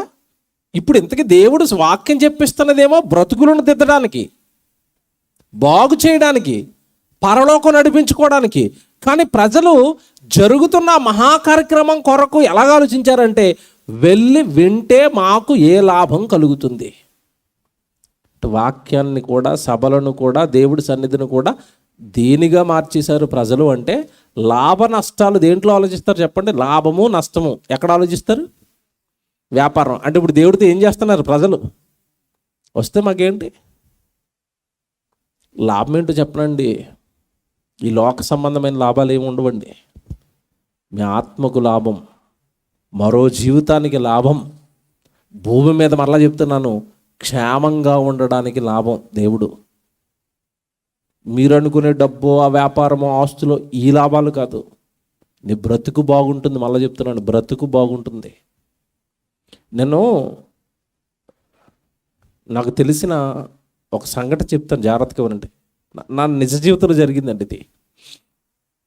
నేను ఒక చోట సభలకు వెళ్ళాను. సభలకు వెళ్ళే టైంకి అండి, వాళ్ళ ఊర్లో పక్కన సభలు జరుగుతున్నాయి. ఒక తమ్ముడు ఫోన్ చేశాడు, అన్నయ్య నాకు తెలిసిన నా ఫ్రెండ్, ఇద్దరం కలిసి సభలకు వస్తున్నాం అని ఫోన్ చేశాడు. మంచి తమ్ముడు, వచ్చేయండి అన్నాను. ముందు రోజు ఫోన్ చేశారండి. తర్వాత రోజు నేను ఆ ప్రాంతానికి వెళ్ళిపోయిన సభకి. ఆ రోజు సాయంత్రం వాళ్ళు రావాలి, వాక్యం వినడానికి రావాలి, దేవుడి సన్నిధికి రావాలి. ఇప్పుడు వీళ్ళిద్దరూ రెడీ అవుతున్నప్పుడు అండి, మీటింగ్కి వెళ్ళడానికి వీళ్ళిద్దరు రెడీ అవుతున్నారు. రెడీ అవుతున్నప్పుడు వాళ్ళు వేటకి వెళ్తారండి, సముద్రం మీద వేటకి వెళ్తారు మత్స్యకారులు. ఈలోపు అందులో కుర్రోడు వేరే వాళ్ళు అడిగారట, మేము వేటకి వెళ్తున్నాం, మా దగ్గర ఒక మనిషి తక్కువ ఉన్నాడు, నువ్వు రా అని. ముందే నిర్ణయించుకున్నారు కదండి వీళ్ళిద్దరు సభకి వెళ్ళాలని. లేదు, మేమిద్దరం మీటింగ్కి వెళ్తున్నాం అన్నారట. మీటింగ్కి వెళ్తున్నాం అనేసరికి ఆ కుర్రోడిని, లేదు మా దగ్గర మనిషి తక్కువ ఉన్నాడు, నువ్వు వచ్చావంటే మేము ఎప్పుడు ఇచ్చేదానికంటే ఎక్స్ట్రా డబ్బులు ఇస్తామన్నారట. ఎక్స్ట్రా డబ్బులు ఇస్తాం అనేసరికి మనసు ఎలాగుంటుంది చెప్పండి? ఇంకంతే, డబ్బులు వస్తున్నాయి కదా అని ఈ ఫస్ట్ ఫోన్ చేసిన కుర్రడితో, నువ్వు వెళ్ళిపో అన్న, నేను మీటింగ్ రావట్లేదు, నేను వేరే పనికి వెళ్ళిపోతున్నాను. ఈ కుర్రోడు పనికి వెళ్ళిపోయాడు. ఈ రెండో కుర్రోడిని కూడా అడిగారు, బాబు నువ్వు కూడా వస్తావా, నీకు కూడా డబ్బులు ఇస్తావంటే, ఈ కుర్రోడు నేను రాను, నేను మీటింగ్కి వస్తానని అనుకున్నాను, దేవుడి సన్నిధికి వెళ్ళాలనుకున్నాను, నేను రాను అన్నాడు. ఆ కుర్రోడేమో వేటకి వెళ్ళిపోయాడండి. ఈ కుర్రోడేమో సభకు వచ్చేసాడు. వాక్యం అయిపోయింది, సాయంత్రం చక్కగా మాట్లాడుకున్నాం, ఫోటోలు తీసుకున్నాం, వెళ్ళిపోయాడు. తెల్లవారి సాయంత్రానికి వార్త అండి, రెండో రోజు మీటింగ్కి ఫస్ట్ కుర్రోడు రాలేదు, అక్కడి నుంచి వచ్చే జనము రాలేదు. వార్త ఏంటంటే, ఆ రాత్రి వేటకి వెళ్ళినప్పుడు అండి, ఏదో తుఫాన్లా లేచి సముద్రంలో ఆ పడవలన్నీ తిరగబడిపోయినాయి. సుమారు 4-5 చనిపోయారండి, ఈదుకొని బయటికి రాలేక. అందులో ఈ మీటింగ్కి వస్తానని అక్కడికి వెళ్ళిపోయిన కుర్రోడు కూడా ఉన్నాడు, చనిపోయాడు. నేను మాట్లాడుతున్నానంటే, దేవుడి సన్నిధికి వస్తానన్న కుర్రోడు కరెక్ట్గా ఆ రోజు దేవుడి సన్నిధికి వచ్చేసి ఉంటే మరణించేవాడా మీరు చెప్పండి? ఇప్పుడు దేవుడి సన్నిధి ఈ ఫస్ట్ కుర్రోడిని కాపాడిందా లేదా? ఇప్పుడు ఈ ఫస్ట్ కుర్రోడిని కూడా రమ్మని అడిగారు కదా, ఇతను కూడా వెళ్ళుంటే ఇతను ఏమైపోయాడు చెప్పండి? చచ్చిపోయాడండి. ఏడ్చాడండి నాకు ఫోన్ చేసి, నేను గనక రాకపోయి ఉంటే అన్నయ్య దేవుడి సన్నిధికి నేను కూడా చచ్చిపోయేవాడిని, దేవుడు నన్ను కాపాడాడు, దేవుడి సన్నిధి నన్ను కాపాడింది. నిజంగానండి చాలామందికి తెలియదు ఈ సన్నిధి విలువ. దేవుడి దగ్గర ఉండవలసిన వాడు ఎక్కడో బయట ఉంటాడు. ఏదో ప్రమాదం, ఏ లారీ గుద్దేస్తుంది, ఏదో తాట గుద్దేస్తుంది, ఏదో పడిపోతాడు, ఏదో కరిచేస్తుంది, ఏదో రోగం పాలైపోతుంది. ఎందుకండి ఇవన్నీ? చక్కగా దేవుడి సన్నిధి, ఆనందం, సంతోషం, దేవుడి గురించిన మహాజ్ఞానం అర్థమవుతూ ఉంటుంది. ఈ లోకంలో ఎవరికి తెలియని సంగతులు అన్నీ అర్థమవుతూ ఉంటాయి. ఇంతకు మించి లోకంలో ఏముందని పరిగెడతారో అర్థం అవ్వలేదండి. రాస్తున్నాడు, లాభాన్ని ఆపేక్షించి దేవుడి సన్నిధికి రాకండి. దేవుడి సన్నిధిలో క్షేమం, దేవుడు కాపుదల దక్కుతుంది. పరలోకమనే నిత్య జీవానికి మార్గాలు ఓపెన్ అవుతాయి. నువ్వు వాక్యం వింటే నీలో ఉన్న లోపాలు బయటపడతాయి. నువ్వు దేవుడికి ఎలా దూరం అయిపోతున్నావో చెప్తాడు దేవుడి సన్నిధిలో కూర్చుంటే. బాగు చేస్తాయి, జీవితాన్ని బాగు చేస్తాయండి దేవుడి మాటలు. ఎవరికి పట్టిందంత ఆసక్తి? ఇప్పుడు ఇక్కడ మీరు చదవండి. వారి హృదయం ఏం ఆపేక్షించిందంట? లాభాన్ని ఆపేక్షించింది. ఇందా మీరు చదువుకున్న భాగానికి వస్తారా? యోబు గ్రంథం 21:14 మళ్ళీ చదవండి. అక్కడ ఒక మాట చదివించుకుంటూ వచ్చేసాను నేను, అందుకే తీసుకెళ్తున్నాను. వారు శ్రేయస్సు కలిగి, యోబు గ్రంథం 21:14 చదువుతున్నారు. యోబు గ్రంథం 21:14, వారు శ్రేయస్సు కలిగి తమ దినములు గడుపుదురు, ఒక్క క్షణములోనే పాతాళానికి దిగిపోతారు. ఎందుకు దిగిపోయారు వాళ్ళు? ఎందుకు వెళ్ళిపోయారు పాతాళానికి? ఇప్పుడు చెప్తాడు 14వ వచనం, కరెక్ట్గా రాసుకోండి. వారు నీ మార్గములను గూర్చిన జ్ఞానము మాకక్కరలేదు, వాక్యము మాకక్కరలేదు. నీవు మమ్మను విడిచిపొమ్మని దేవునితో చెప్పుదురు, మేము ఆయనను సేవించుటకు సర్వశక్తుడగు వాడు ఎవడు? మేము ఆయన గూర్చి ప్రార్థన చేయుట చేత మాకేమి లాభము కలుగును అని వారు చెప్పుదురు. వారి క్షేమము. సరే, అలా మాట్లాడేసాడు. దేవుడి దగ్గరికి వస్తే మాకేంటి లాభం? ప్రార్థన చేస్తే మాకేంటి లాభం? అలా కదండి. వాక్యం నేర్పిస్తారట, సభ పెట్టారట, మంచి దైవజనుడు వస్తున్నాడట, ఒక మంచి పాఠం నేర్పుతాడట. ఎవరికి కావాలండి ఆ పాఠాలు? ఈరోజు చాలా మందిలో ఇదే ఉంది. ఎవరికి కావాలి పాఠాలు? ఎవరికి కావాలి వాక్యాలు? ఎవరికి కావాలి ప్రసంగాలు? ఏంటి లాభం వాటి వల్ల? ఏంటి వాక్యం వల్ల లాభం ఏంటా? కమర్షియల్ అయిపోయారు ప్రజలు. కమర్షియల్, డబ్బు, లాభం. వెళితే ఏదో మాకు లాభం కలగాలి. చివరికి చెప్పిన మాట అండి నాకు చాలా భయం వేసిందండి. ఆ చివరి మాట ఏంటి తెలుసు? మీరు చదువుకున్నది, వారి క్షేమము. ఏ రోగాన్న బారిన పడతావో, ఏ ప్రమాదం బారిన పడతావో, ఎప్పుడు నిన్ను మరణం హఠాత్తుగా పలకరిస్తుందో, ఎప్పుడు చనిపోయి నరకానికి వెళ్ళిపోతావో, అసలు నీ క్షేమం నీ చేతుల్లో. ఏమండి మరి పైనుంచి మనం ఇందా చదువుకున్నప్పుడు ఈ సబ్జెక్ట్ అంతా ఎవరి గురించి అని చదువుకున్నాం? మనం భక్తిహీనుల గురించి. వాళ్ళు భూమి మీద బ్రతికినప్పుడు ఎలా ఉంటారని చెప్పాడు పైన. వారు శ్రేయస్సు కలిగి తమ దినములు గడుపుదురు అన్నాడు కదా. మరి కిందకి వెళ్ళేసరికి వాళ్ళ క్షేమం వాళ్ళ చేతుల్లో లేదంటున్నారు. అంటే ఏ శ్రేయస్సు అంటే వాళ్ళ భూమి మీద కలిగింది? లోక సంబంధమైన 60-70 ఏళ్ళు సంతోషంగానే ఉన్నారు. మరణించిన మరుక్షణం నిత్యాగ్ని దండనకు వెళ్ళిపోయి కాలిపోతున్నారు. దేవుని పిల్లలారా, మళ్ళీ చెప్తున్నాను, ఎప్పుడు కూడా నేను భూమి మీద క్షేమంగా ఉన్నానా? భూమి మీద హాయిగా ఉన్నానా? భూమి మీద నా లైఫ్ కంఫర్టబుల్గా ఉందా? ఇది ఎప్పుడు ఆలోచించకండి. శోధనలు వచ్చినా పర్వాలేదు, కష్టాలు వచ్చినా పర్వాలేదు, వేదనలు వచ్చినా పర్వాలేదు, నన్ను ఎవరైనా తిట్టుకున్నా పర్వాలేదు, నేను మాత్రం దేవుణ్ణి సంతోషపెట్టాలి. నేను మాత్రం దేవుణ్ణి ఆనంద పెట్టాలి. ఎప్పుడు కూడా మన కంఫర్ట్ ఎత్తుక్కున్నామా అయిపోయినట్టే. భూమి మీద శ్రేయస్సు కలిగి బ్రతుకుతారట, ఒక్క క్షణంలో ఎక్కడికి వెళ్ళిపోతారట? పాతాళానికి. అందుకే అంటున్నాడు కింద, వారి క్షేమము వారి చేతుల్లో. అంటే ఎప్పుడు పాతాళానికి వెళ్ళిపోతారో వాళ్ళకి తెలీదు. ఏమంటే ఇదంతా సబ్జెక్టు భక్తిహీనులు అంటే దేవుడిని నమ్మిన వారి గురించి అని చెప్పాను. నేను మాట్లాడుతానండి, ఇంత భక్తి బతికి ఇంత చక్కగా ఉండి వీళ్ళు ఎందుకు నరకానికి వెళ్ళిపోతున్నారు అంటే, దేవుడిని గూర్చిన జ్ఞానము మాకు. అంటే వీళ్ళ పెద్ద మైనస్ ఏంటో తెలుసండి? వీళ్ళ భక్తిహీనతకి ప్రధాన కారణం ఏంటో తెలుసా? వాక్యము మాకొద్దు, వాక్యము మాకొద్దు, వాక్యము మాకొద్దు. వాక్యం మేము వినం, వాక్యం మేము రాసుకోం, వాక్యం మేము చదవం. చాలామంది కంటే అసలు వాక్యము అనగానే అది ఏదోనంటే ఆ టైము. మీరు చూడండి, నేను చాలామంది సంఘాల్లో చూశానండి, నిజమో కాదు మీరు కూడా చెప్పండి. సంఘానికి వెళ్ళినప్పుడు ప్రారంభ ప్రార్థన చేస్తున్నప్పుడు ఎలాగుంటారు చెప్పండి? ప్రారంభ ప్రార్థన చేస్తున్నప్పుడు ఎలాగుంటారు ప్రజలు? ఎలాగుంటారు? జోష్గా, ఉత్సాహంగా, సంతోషంగా. పాటలు పాడుతున్నప్పుడు ఎలాగుంటారు? అబో చప్పట్లు కొడుతూ ఇలాగ పైకి చేతులలాగా అంటూ అసలు ఆనందంగా సంతోషంగా ఉంటారు. ఏమంటే కొంచెం మూడో స్టేజ్ వచ్చింది. మూడో స్టేజ్ ఆరాధన అసలు మామూలుగా లేదు, దుమ్ము లేపేశారు. 4వది సాక్ష్యాలు. ఎలాగుంటారు అప్పుడు కూడా?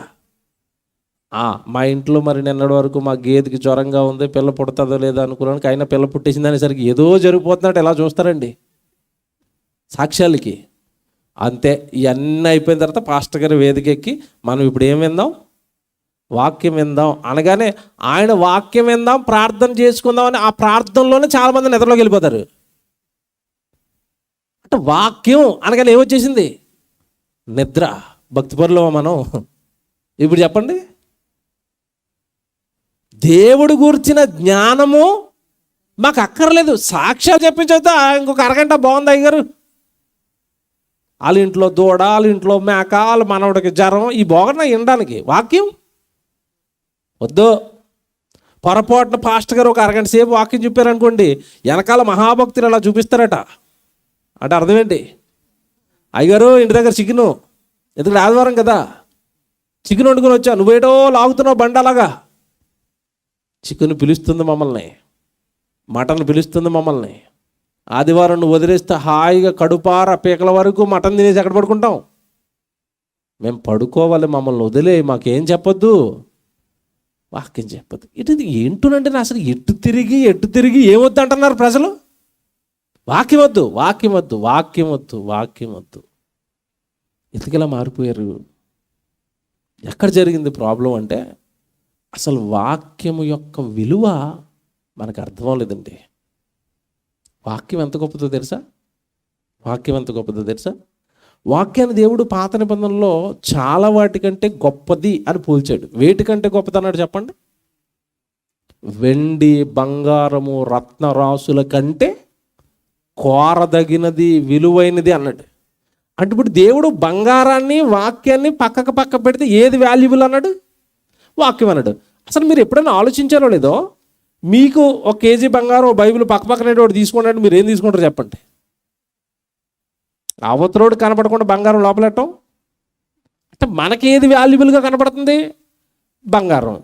దేవుడికి ఏది వాల్యూగా కనపడుతుంది? వాక్యం. ఇప్పుడు చెప్తాను, అసలు విషయం మీకు అర్థం అవ్వలేదు. అసలు వాక్యం ఎందుకైనా విలువైనదంటే, ఇప్పుడు యేసుప్రభు రెండో రాకడలో నీ దగ్గర ఉన్న 7 వారాల నగలు ఆయన దగ్గర పెట్టి పరలోకం ఇయ్యి అంటే ఇస్తాడా? ఇవ్వడం. యేసుప్రభు రెండో రాకడలో నీ దగ్గర ఏముంటే పరలోకం ఇస్తాడు? నేను బాగా వాక్యం నేర్చుకున్నానయ్యా, మా ఊర్లో వాక్యం ప్రకటించానయ్యా, వాక్య ప్రకారం బ్రతికానయ్యా, నాలో ఏ తప్పు లేదయ్యా, నాలో ఏ పాపము లేదయ్యా అంటే వాక్యం ఉంది గనుక నువ్వు నిరుపేదవైనా సరే నేను ఎక్కడ తీసుకెళ్తాడు? అందుకే బైబిల్లో వాక్యానికి దేవుడు పెట్టిన పేరేంటంటే ఆత్మలను రక్షించుటకు శక్తి కలిగిన వాక్యం. అంటే నీ ఆత్మను రక్షించే శక్తి దేనికి ఉంది? వాక్యానికి. బంగారానికి లేదు, పొలానికి లేదు, ఇంటికి లేదు, బంగారానికి లేదు, మీ ఇంటి ముందన్న 3 గేదెలకి లేదు, దేనికి లేదు. ఆత్మను రక్షించే శక్తి దేనికి ఉంది? వాక్యానికి. అసలు నీ ఆత్మ పరలోకం వెళ్ళాలంటే నీకు కావలసిందే వాక్యం. ఇప్పుడు ప్రజలు ఏదే వద్దు అంటున్నారు? వాక్యం వద్దు, వాక్యం వద్దు, వాక్యం వద్దు. ఏమంటే ఇది ఫస్ట్ కేటగిరీ. రెండో కేటగిరీ చెప్తాను. వింటారు, వాక్యం వింటారండి, అర్థమైపోద్ది, సంతోషం వచ్చేస్తుంది, ఇక బతికేయాలనుకుంటాడు దేవుడి కోసం. బతుకుతాడా అంటే తీరా రింగులోకి వచ్చేసరికి వెనక్కి వెళ్ళిపోతూ ఉంటాడు. ఎందుకు ఇలా జరుగుతుంది అని చాలా రోజులు ఆలోచిస్తానండి. విన్న వాక్యము వాళ్ళ హృదయంలో నిలబడటం లేదు. దీనికి ప్రధాన కారణాలు ఏంటో తెలుసండి? దీనికి ప్రధాన కారణం ఏంటో తెలుసా? ఇసుక దేవుడు చాలా గొప్పోడండి. మనం భూమి మీద మనం ఉన్నప్పుడు ఈ వాక్యము మనలో దాచుకోవడానికి దేవుడు మన లోపల ఒక అవయవం పెట్టాడు. బాగా వినండి, మన శరీరంలో మన కంటికి కనబడని ఒక అవయవం ఉంది. అదే మనస్సు అనండి, లేదా హృదయం అనండి. ఇది మనందరిలోనూ ఉంది. ఇంతకీ దేవుడు ఆ హృదయాన్ని పెట్టింది ఎందుకో తెలుసండి? మన దేహంలో ఆత్మ సంబంధమైన ఆ హృదయాన్ని పెట్టింది దేనికో తెలుసండి? ఆ హృదయంలో మనం వాక్యము నింపుకొని దాచుకుంటామని. ఒకసారి ద్వితీయోపదేశకాండం మీరు చూడండి, మీకు అర్థమవుతుంది. దేవుడు రాశాడు ఇది. ద్వితీయోపదేశకాండానికి రండి, 4వ అధ్యాయానికి రండి ఒకసారి. ద్వితీయోపదేశకాండం 4వ అధ్యాయం 9వ వచనం చూడండి. ద్వితీయోపదేశకాండం 4వ అధ్యాయం 9వ వచనం. అయితే నీవు జాగ్రత్త పడుము, నీవు కన్నులారా చూచిన వాటిని మరవక ఉండునట్లు అవి నీ జీవితకాలం అంతయు నీ హృదయములో నుండి తొలగిపోకుండానట్లు నీ మనస్సును బహు జాగ్రత్తగా కాపాడుకో. బాగా వినాలే ఇది. ఇదిగో దేవుడు నీకు కన్నులారా వాక్యం చూపిస్తున్నాడు కదా, బైబిల్లో ఉన్న రెఫరెన్సులు చూపిస్తున్నాడు కదా. వినండి, చాలా జాగ్రత్తగా ఇది వినాలి. ఈ వచనం, నువ్వు వాక్యము చదువుతున్నావు, బైబిల్లో దేవుడు మాటలు చదువుతున్నావు, దేవుడు మాటలు వింటున్నావు చూస్తున్నావు దేవుడు వాక్యాలు. ఆ చూస్తున్న వాక్యాలు నీ జీవితకాలం అంతయు, ఎంతకాలం ఉండాలట వాక్యాలు? నీ జీవితకాలం అంతయు నీ హృదయములో ఎక్కడుంటాయి? ఇంతకీ వాక్యాలు స్టోరేజ్ అయ్యే ప్లేస్ ఏది చెప్పండి? ఇప్పుడు వాక్యాలు ఎక్కడుంటాయి? బాగా వినాలి. వాక్యాలు ఎక్కడుంటాయి? హృదయంలో. ఇప్పుడు నా వైపు చూడండి అందరూ. అంటే దేవుడు నీ మానవ దేహంలో హృదయం అనే అవయవాన్ని దేనికోసం డిజైన్ చేసి తయారు చేసి పెట్టాడు? వాక్యం నింపుకోవాలని. ఒక్కసారి సినిమా పాటల్లోకి వెళ్దామా? సినిమా పాటల్లోకి వెళ్ళి, ఒకప్పుడు ఒక సినిమా హీరో పాట పాడుతున్నాడు తన ప్రేయస్ కోసం. హృదయం అంతా, ఆ హృదయం ఎక్కడున్నది? నీ చుట్టూనే తిరుగుతుందట. ఎవరి చుట్టూ తిరుగుతుంది? ప్రేయస్ చుట్టూ. ఇంతకీ వాడు హృదయాన్ని తయారు చేసింది దేనికి దేవుడు? అంటే ఇప్పుడు మీకు ఒకటి అర్థం అవ్వాలి. దేవుడు దేనికైతే హృదయాన్ని తయారు చేశాడో దానికి వాడకుండా ప్రేయస్ కోసం వాడాడు, ప్రియుడి కోసం వాడింది అమ్మాయి అయితే, అంతే కదండి. వాడు కనుక నా హృదయం నీ చుట్టూ అంటున్నాడు, ఇంకా అమ్మాయి కూడా సేమ్ అంటది కదా మళ్ళా. అంటే ఎవరి హృదయాలు వాళ్ళ దగ్గర లేవా? ఎవరి హృదయంలోనూ దేవుడు లేడా? ఎవరి హృదయాలలోనూ వాక్యము లేదా? లేదు. హృదయాలలో ఏముందో తెలుసండి. మనం కరెక్ట్గా మాట్లాడుకుందాం. దేవుడి సన్నిధిలో ఉన్నారు కనుక ఇప్పుడు మిమ్మల్ని ఎవరినైనా ఒకరు నిలబెట్టి మీ హృదయంలో ఏముందో బయటికి లాగాలంటే ఫస్ట్ ఏం చెప్పాలి? ఫస్ట్ ఏం అడగాలో తెలుసా? మీకు అన్నిటికంటే బాగా ఇష్టమైంది ఏంటి అంటే ఏం చెప్తారు చెప్పండి? ఆడపిల్లని అడిగామనుకోండి, ఫస్ట్ బంగారం, రెండోది చీరలో, అంతే కదండి. ఈ రెండు అంటే నాకు బాగా ఇష్టం. అంటే ఇప్పుడు ఈ రెండు ఎక్కడున్నాయి?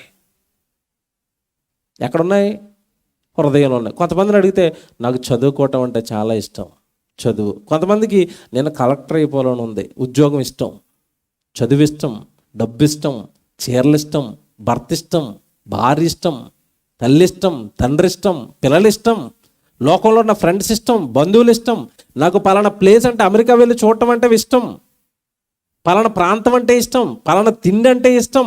చూసారా? ఈ ఇష్టమైనవన్నీ ఎక్కడ ఉంటాయి చెప్పండి? ఇష్టమైనవన్నీ ఎక్కడ ఉంటాయి? హృదయంలోనే కదండి. అంటే హృదయములో ఇవన్నీ నింపుకున్నాడు అనమాట. ఇంతకీ ఏది నింపుకోవడానికి దేవుడు ఇచ్చాడు చెప్పండి? అది తప్ప అన్నీ నింపాడు. ఇది ఎంత దారుణంగా ఉంటుందంటేనండి, మీకు అర్థమయ్యే ఉదాహరణ చెప్తాను. మీలో ఎవరైనా మీ అందరి ఇంట్లోనూ బీరువాలు ఉంటాయి కదండి. బీరువా ఎందుకు కొనుక్కున్నారు చెప్పండి? బాగా ఆలోచించి చెప్పండి. బట్టలు అనకండి, బట్టలు సెల్ఫ్లో కూడా పెట్టుకోవచ్చు. బంగారము, డబ్బు, బాగా కరెక్ట్గా చెప్పారండి. చీటిపాడిన డబ్బులు, తర్వాత ఇంట్లో ఉన్న గొలుసులు, నెక్లెస్లు ఇవన్నీ దాయడానికి ఇంట్లో ఏముండాలి? ఖచ్చితంగా బీరువా ఉండాలి. ఇప్పుడు బీరువా ఏం పెట్టుకోవడానికి? బంగారము, వెండి, డబ్బులు పెట్టుకోవడానికి. అందులో ఎవడైనా కూరగాయలు ఎట్టాడు అనుకోండి, ఇప్పుడు చెప్పండి, మంచోడా తెంగరోడా?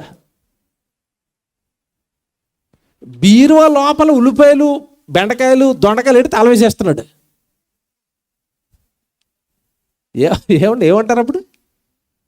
ఎవరో బుర్ర పని చేస్తుందా నీకు అంటారా అనరా? అంటే బీరువా అనేది దేని పెట్టుకోవడానికి? విలువైనవి పెట్టుకోవడానికి. Very good. ఇప్పుడు వాక్యము దేటికంటే విలువైందట? వెండి బంగారముల కంటే విలువైనది. ఆ విలువైన వెండి కంటే విలువైన వాక్యము దాచుకునే ప్లేస్ ఏది? ఇప్పుడు హృదయం.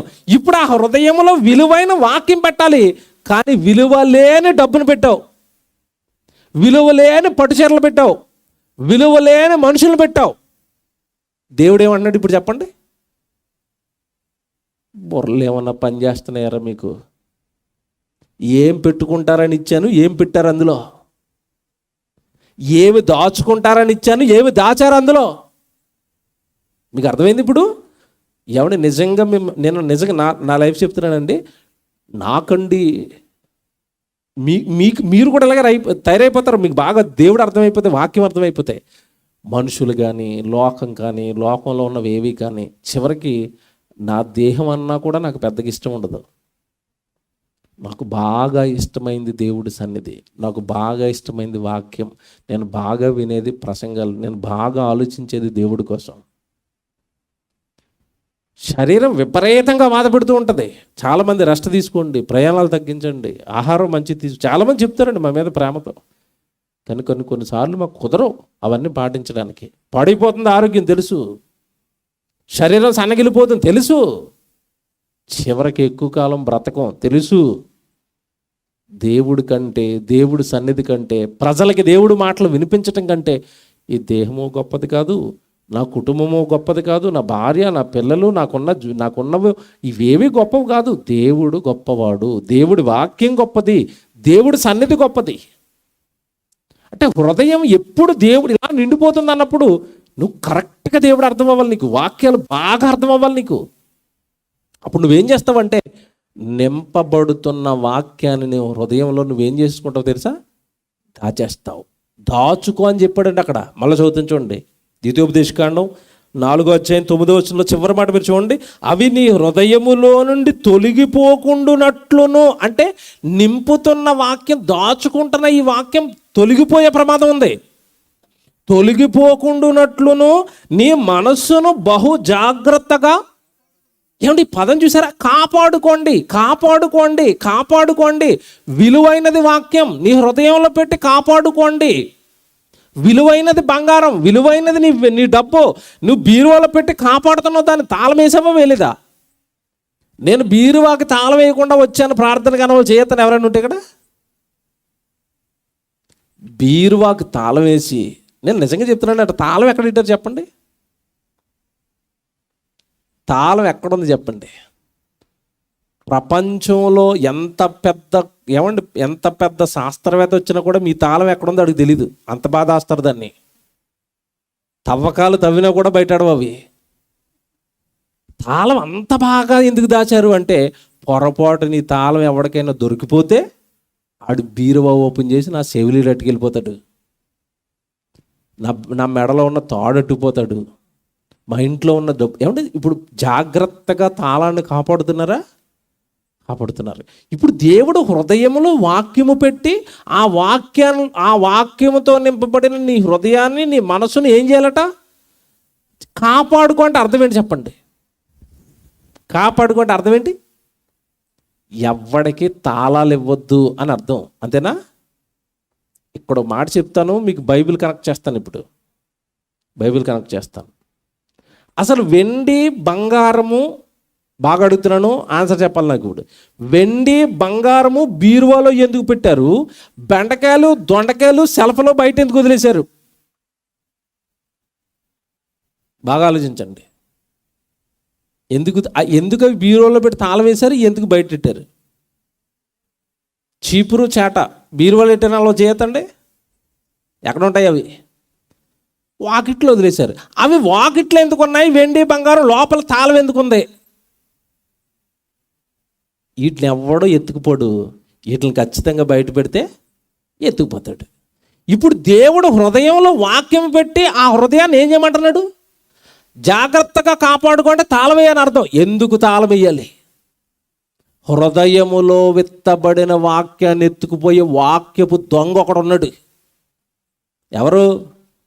అపవాదిగాడు. వాడొచ్చి ఎత్తుకుపోతాడు కనుక తాళం వేయ అన్నాడు. మనమేటో బీరువాకి తాళం వేసాం కానీ మనసుకు తాళం వేయటం మర్చిపోయాం. హృదయానికి తాళం ఎవరు వేసారు చెప్పండి? మీకు అర్థమవుతాం తాళం అంటే. చెప్తాను. మార్కు సువార్త బాగా తీయండి, బైబిల్ 7వ అధ్యాయం మార్కు సువార్త చూడండి. మార్కు సువార్త 7వ అధ్యాయం ఏమండి 21 చూడండి. లోపలి నుండి అనగా మనుషుల హృదయములో నుండి దురాలోచనలను, జారత్వములను, నరహత్యలను, లోభములను, చెడుతనములను, కృత్రిమమును, కామ వికారమును, మత్సరమును, దేవదూషణయు, అహంభావమును, అవివేకమును వచ్చును. ఈ చెడ్డవన్నీ లోపల నుండే బయలు వెళ్ళి, అంటే ఇప్పుడు మొత్తం మీద హృదయములో వాక్యము పెట్టుకోవలసిన హృదయంలో మనిషిని నింపుకున్నాడు. ఇవన్నీ లోపల నిండుకుపోయినాయి. ఇవన్నీ లోపల నిండుకుపోయిన వాడి హృదయంలో వాక్యం అప్పుడప్పుడు ఆదివారం వెళుతున్న వాక్యం ఉంటుందంటారా? మీకు ఇది అర్థం అవ్వలేదు. ఇప్పుడు ఇక్కడ చెప్పిన లిస్ట్ అంతా ఎక్కడి నుంచి వచ్చిందని చెప్తున్నాడు ఆయన. 21 ప్రారంభంలో లోపల నుండి, అనగా మనుషుల హృదయములో నుండి. అంటే హృదయంలో ఏమన్నా ఇప్పుడు ఏమన్నా ఎంత పెద్ద లిస్ట్ చెప్పాడండి. ఇప్పటికే టైం అయిపోయింది నాకు అట్లా వివరించాలంటే. దురాలోచనలట, నరహత్యలట, వ్యభిచారాలట, కృత్రిమములట, లోభములట, చెడుతనాలట, ఇవన్నీ నిండుకుపోయినాయట. అంటే మనిషి లోకంలోనికి వెళ్ళి ఈ చెడ్డవన్నీ నింపుకొని వస్తున్నాడు. ఈ చెడ్డవన్నీ నింపుకొని ఆదివారం గుడికొస్తే ఆదివారం అతి కష్టం మీద అయ్యగారు అరగంట ప్రసంగం చేస్తున్నాడు. ఇప్పుడు ఈ లోపల ఎన్ని నిండుకుపోతే ఈ అరగంట ప్రసంగం వెళ్ళి అతని మీద పనిచేస్తుంది అంటారా? లోపలికి ఉంటుంది అంటారా? అది పోనీ మీకు ఇది అర్థమవుతుంది. పెట్రోల్ ట్యాంక్ నిండా ఫుల్గా పెట్రోల్ ఉంది. బంకు దగ్గరికి వెళ్ళి పెట్రోల్ కొట్టాడు అనుకోండి, ట్యాంకులో పెట్రోల్ ఉంటుందా? బయట పడిపోద్ది వచ్చి. ఎందుకు పడిపోయింది చెప్పాలా? లోపల ఏముంది? ఆల్రెడీ ఫుల్ అయిపోయింది. ఇప్పుడు హృదయం ఫుల్ అయిపోయి ఉంది. దేంతో? మంచి వాటితోనా, చెడు వాటితోనా? చెడు వాటితో నిండైపోయిన ఈ హృదయంలోనికి వాక్యం వెళుతుంటే ఉంటుందా? చెడు మంచి ఒక చోట ఉంటాయా? పగ ప్రేమ ఒక చోట ఉంటాయా? ఉంటే పగ ఉంటుంది, లేదంటే ప్రేమ ఉంటుంది. రెండో చోట ఉండవు. హృదయములో వాక్యం నిలబట్టడం లేదు. వచ్చేస్తుంది. పొరపాటున ఎవడైనా ఎలాగెళ్ళిపోతావు అలాగ ఉండు అంటున్నాడు అనుకోండి, ఉండనివ్వకుండా చేయడానికి ఇంకొకడు వస్తున్నాడు మళ్ళీ. ఎవరు? అపవాది. 4వ అధ్యాయానికి రండి. ఇదే మార్కు సువార్త 4వ అధ్యాయంలో ఏమండి యేసుప్రభు ఒక ఉపమానం చెప్పాడు. మార్కు సువార్త 4వ అధ్యాయము 40వ వచనం చూస్తారు ఒకసారి. క్షమించండి, 4వ అధ్యాయం 13వ వచనం. 13 మార్కు సువార్త 4వ అధ్యాయం 13వ వచనం. మరియు ఈ ఉపమానము మీకు తెలియలేదా? అలాగైతే ఉపమానములన్నీ మీకు ఎలాగో తెలియనను, విత్తువాడు వాక్యము విత్తుచున్నాడు. ఏమండి విత్తువాడు ఏం విత్తుతున్నాడట? వాక్యం విత్తుచున్నాడు. త్రోవ పక్కన ఉండిన వాడు ఎవరనగా వాక్యము వారిలో విత్తబడును, కాని వారు వినిన వెంటనే సాతాను వచ్చి వారిలో విత్తబడిన వాక్యమును ఎత్తుకొని పోవును. అపవాది వచ్చి ఏం చేస్తున్నాడట? రాత్రిన్న ప్రసంగాన్ని పొద్దున్న ఎత్తుకుపోతాడు మీ దగ్గరకు వచ్చి. ఇప్పుడు రాత్రి ప్రసంగం వింటున్నారు కదండి, ఇప్పుడు ఎత్తుకుపోదామంటే మీరు ఎవరు ఉంటారు? ఖాళీగా. ఆడి ఖాళీగా ఉన్నా మీకు ఖాళీ లేదు, నిద్రపోతారు వెళ్ళినట్టు. ఇప్పుడు కానీ ఇప్పుడు ఎత్తుకెళ్ళండి ఈ వాక్యం. ఎప్పుడు వస్తాడు తెలుసు మీ దగ్గరికి? రేపు పొద్దున వస్తాడు. వచ్చి అక్క ఏం విన్నారు రాత్రి అంటాడు. నువ్వేం చెప్తావు? మన వాక్యం చదువుకోవట్లేదట, సరిగా మన వాక్యం వినటం లేదట, సరిగా ప్రార్థనకి వెళ్ళటం లేదట, మనకు వెళ్ళకపోతే మన చేతిలో క్షేమం ఉండదట, నేను ఇంకా గుడికి వెళ్ళిపోవాలనుకుంటున్నాను అన్నావు అనుకో. పొరపాటున నీ లోపల ఏం పని చేసినట్టు? ఇప్పుడు వాక్యం పని చేసిన వెంటనే అపవాది కూడా ఒక డైలాగ్ వేస్తాడు. నిజమే అక్క, మనం ఉండటం లేదు అలాగా, మనం సరిగా బతకటం లేదు అనగానే నువ్వు అనుకుంటావు, నేను వాక్యం చెప్తే ఈవిడికి అర్థమైంది, ఈవిడ కూడా మారిపోయిందని నువ్వు అనుకుంటావు. వెంటనే అంటది, అలాగే చెప్తారక్క, మరి రోజు అక్కడికి వెళ్ళిపోతే మనం బతకటం ఎలాగక్క అంటది. ఎలాగుంది ఇది? ఎలాగుంది? ఇప్పటి వరకునేమో నువ్వు చెప్పావు, దేవుడి దగ్గరికి వెళ్ళటం లేదు, మన బైబిల్ చదువుకోవటం లేదు, మనం సరిగా ఉండటం లేదు, ఆత్మీయంగా మన పిల్లలు బాగోలేదు. నిజమే కదా, రాత్రి దేవుడు మంచి మాటలు చెప్పించాడంటే అలాగే చెప్తారక్క, రోజు గుడికి వెళ్ళిపోతే మన కుటుంబం ఎలాగక్క, మన ఆస్తులు ఎలాగక్క, మన డబ్బులు ఎలాగక్క, మన సంపాదనలు ఎలాగక్క, మన తిండి ఎలాగక్క అన్నది అనుకోండి. నిజమే, అది రైటే అన్నావు. ఇప్పుడు రాత్రి విన్న వాక్యాన్ని పొద్దున్న ఒక మాటతో లేపేసింది, హృదయంలోంచి లేపేసింది. పోనీ ఇది మీకు అర్థమవుతావు.